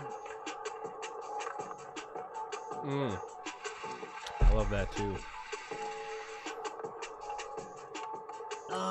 Dude, how come it didn't play that shit? Man, it's like glitching all the tricks. What the fuck? No. Yeah. Yeah, sometimes it works. Oh, no. Sometimes We it can doesn't. see it on the YouTube channel. Yeah, I'm gonna check it out. Yeah. Sean, that's clean, dude. Badass. Thanks. Badass. All right, man. there we go. Woo. And oh wow, that just worked. Nikki did all the filming for that. Yeah. And the editing. Live and direct in Austin. And the editing. And the stop motion shit and all that stuff. That was all Nikki. Did you say Jeff Haley was moving back there too? You said. He's Yeah. already here. He already moved. Is he also shredding just as hard as? Yeah, it's always? still just as Yeah. Pretty much nothing changed. Fuck Yeah. Charlie. Yeah, Yeah. we did a live stream with me and him last week Yeah. on this Twitch channel that we're airing. He was. Remember that trick that you saw Sean do? That was all like, what was that trick? Yeah, the Yeah, no yeah. slide shove it. Jeff was there. Oh, Yeah, nice. Yeah, we did a whole stream that night. Yeah. He has some super Steve style. I always thought, man. Fuck yeah, dude. Oh yeah. Fuck His brother yeah. too, man. Ricky got epic, man. Dude, both of them. Yeah. Smooth. Dude. Ricky still skateboard a little bit. Yeah. Yeah. Dude, he's still he can do tray flip 5-0s, you know? Oh. Like He likes Yeah, right. snowboarding and powder like you do. Yeah, man. Whew. Man, it's on right now too, guys. It's snowing right now. We're gonna hopefully go ski tomorrow. Powder. Nice. Big powder. Big pow. There you go, man. Or Well, I'm gonna be moving helicopter. snow all day. I'll be fucking pushing my Honda snowblowers, maybe. Where's the nearest ski resort? It's called Alyeska. It's like an hour north of Anchorage, so it's 6 hours from here. But so I can Damn. walk. I can walk out of my cabin. On my split board comes in two pieces. So like I take my split it apart, put skins on it, and I go touring, hiking up these big mountains, and ski right back to my back door. So that's how we go ski. Or you drive up to the top of the pass, and then there's this big fucking U-turn that takes you to the bottom of the pass. That's where I was riding the other day on the little video. You can like get out of your car, jump off the road, ski powder all the way down to the bottom, and then you park 2 cars and you just do fucking road laps. And after yesterday, I sent a big 12-foot fucking donger cliff yesterday. Badass, good shit. But So they I have to guess you find take- out. That's cool. So you take turns with your wife, like who goes down and then who drives? Yeah, well, like that yesterday, there was probably 10 people there. So we have a Suburban and a van, so we took both of them down there so we could load people up back and forth. There's a couple people over there. That's pretty sweet. So you're But so y'all are the chairlift. yeah, we were at the chairlift. Yeah, I think we were sitting in the back of a car yesterday, and my wife took a picture of me. And I think that's what she put on there. I think it says like about Thompson Pass chairlift or something. And I'm in the back of a pickup truck. It's cold as shit, and I'm like, ugh. That's sick. It's good though, because you don't have to do anything. It takes a lot of effort to hike to the top of the mountain and ride down like a shit ton, but it's super worth it. But it takes like a lot of effort. Even so much where some people don't like to do it because they don't think it's worth it. Like they don't. I like going up just as much as I like going down, but I prefer to go up in a helicopter though. That's the best. Shit. If I never skied again and I could only ski one day a year and it was out of a helicopter, I would do that for sure. For damn sure. It's the best. Damn. It's crazy. I can't believe there's people that have a job that get to do it every single day, man. These guys, they Right. come for 8 weeks and they get heli skiing every single day. They just go ski pow, big ass fucking big lines. And when the guests are tired, they just go out and ski bigger lines. Or they're like, the guests will want to say like, hey, can you ski this huge fucking mountain over here I've seen in the magazine? And they're like, yeah, just sit here. And they watch it from the helicopter. He's like, and I was like, man, you could be a ski guide. I never knew that shit. I didn't know you could be a mountain guide or a rock climbing guide. Those are like real fucking jobs that people have, man. I didn't know that shit. It's so cool. Yeah, you You can. could be a fishing guide. Man, that's just doing fishing, fun shit for getting paid, man. It's crazy. Dude, you can have people pay you to smoke weed. Yeah, I know. You can. Dude, oh man, You I've do seen the whatever you guy want. like this ad of like you make a shit ton of money and all he does is taste and test weed and like open up boxes on the So internet. he's of, like the Anthony dabs and Bourdain shit. of. He's like the Anthony Bourdain of marijuana. Yeah, think about this. There's 4 of us right now. They could get all of us that shit, and they could be giving it to us. We could be talking about it, like, "Oh man, did you guys hit the fucking G13? It's so good." And, put We that can shit talk on the about it, internet. too. Yeah, we could all have the same Like shit, you know. What I mean? Some weed, what is it? Some weed psalms, some weed Yes. melodies. Dude, Yes, I want- yeah, we could do a segment called Anti-Ed Tuesdays. Yeah, yeah, yeah. Smoke lots of weed on it for the viewers. That'd be sweet. Yeah. I got lots of free time. We need weed There you go. sponsors now. Yes, native roots. Dude, I used to be sponsored by weed a long time ago. Me and James and Terrell I used feel to like we used to ride for a place called Starbuds, which was like a knockoff of Starbucks. It was the same Nice. logo, but they had like weed on it or whatever. And yeah, we used to get free hey, guys, weed for skateboarding. I got 1%. Oh, okay. Shit's gonna Well, with die. that, let's go ahead and wrap up Man. real quick. Yeah, Scruggs, guys, let's wrap it up. Scruggs, before you die, where's do you have anything you want to share? Anything you want to promote? Any links or any? Just check out Valdez Heli Ski Guides. Check out the Santa Lodge. Check out my Instagram for sure. It's kind of cool. But check out the Santa Lodge, TSAINA Lodge. Valdez Heli Ski Guides Instagram. Just look them up on Google, on fucking YouTube and shit. That shit's tight. Right Show. on. Heli skiing chance. Sick. Yeah, I love you guys, man. This is so cool to me too. Like Dude. I appreciate it, Sean Bresser, Nikki, man. Y'all are the shit, dude. Thank you so Dude, much. And I right. would, whenever you want to bring other people's on and need someone to talk shit, bam. Dude, yeah, we're gonna have you on Just Yeah, for we're, talking shit. we're gonna be having you on, my Whatever, friend. yeah. We're gonna be Man, having thanks you a on. lot, guys. I am gonna die though. I appreciate it, dudes. All right, Man. all right. Yeah, I will Love too. you guys. It's all good. Peace. All right, later on, brother. All right, and with that, ladies and gentlemen, that's it for the evening. You're welcome. And yeah, that's kind of it. So, any last words, Sean or Nikki? Nope, that's it. There you go. All right, goodbye, you fucks. We'll see you next time. Cheers to you.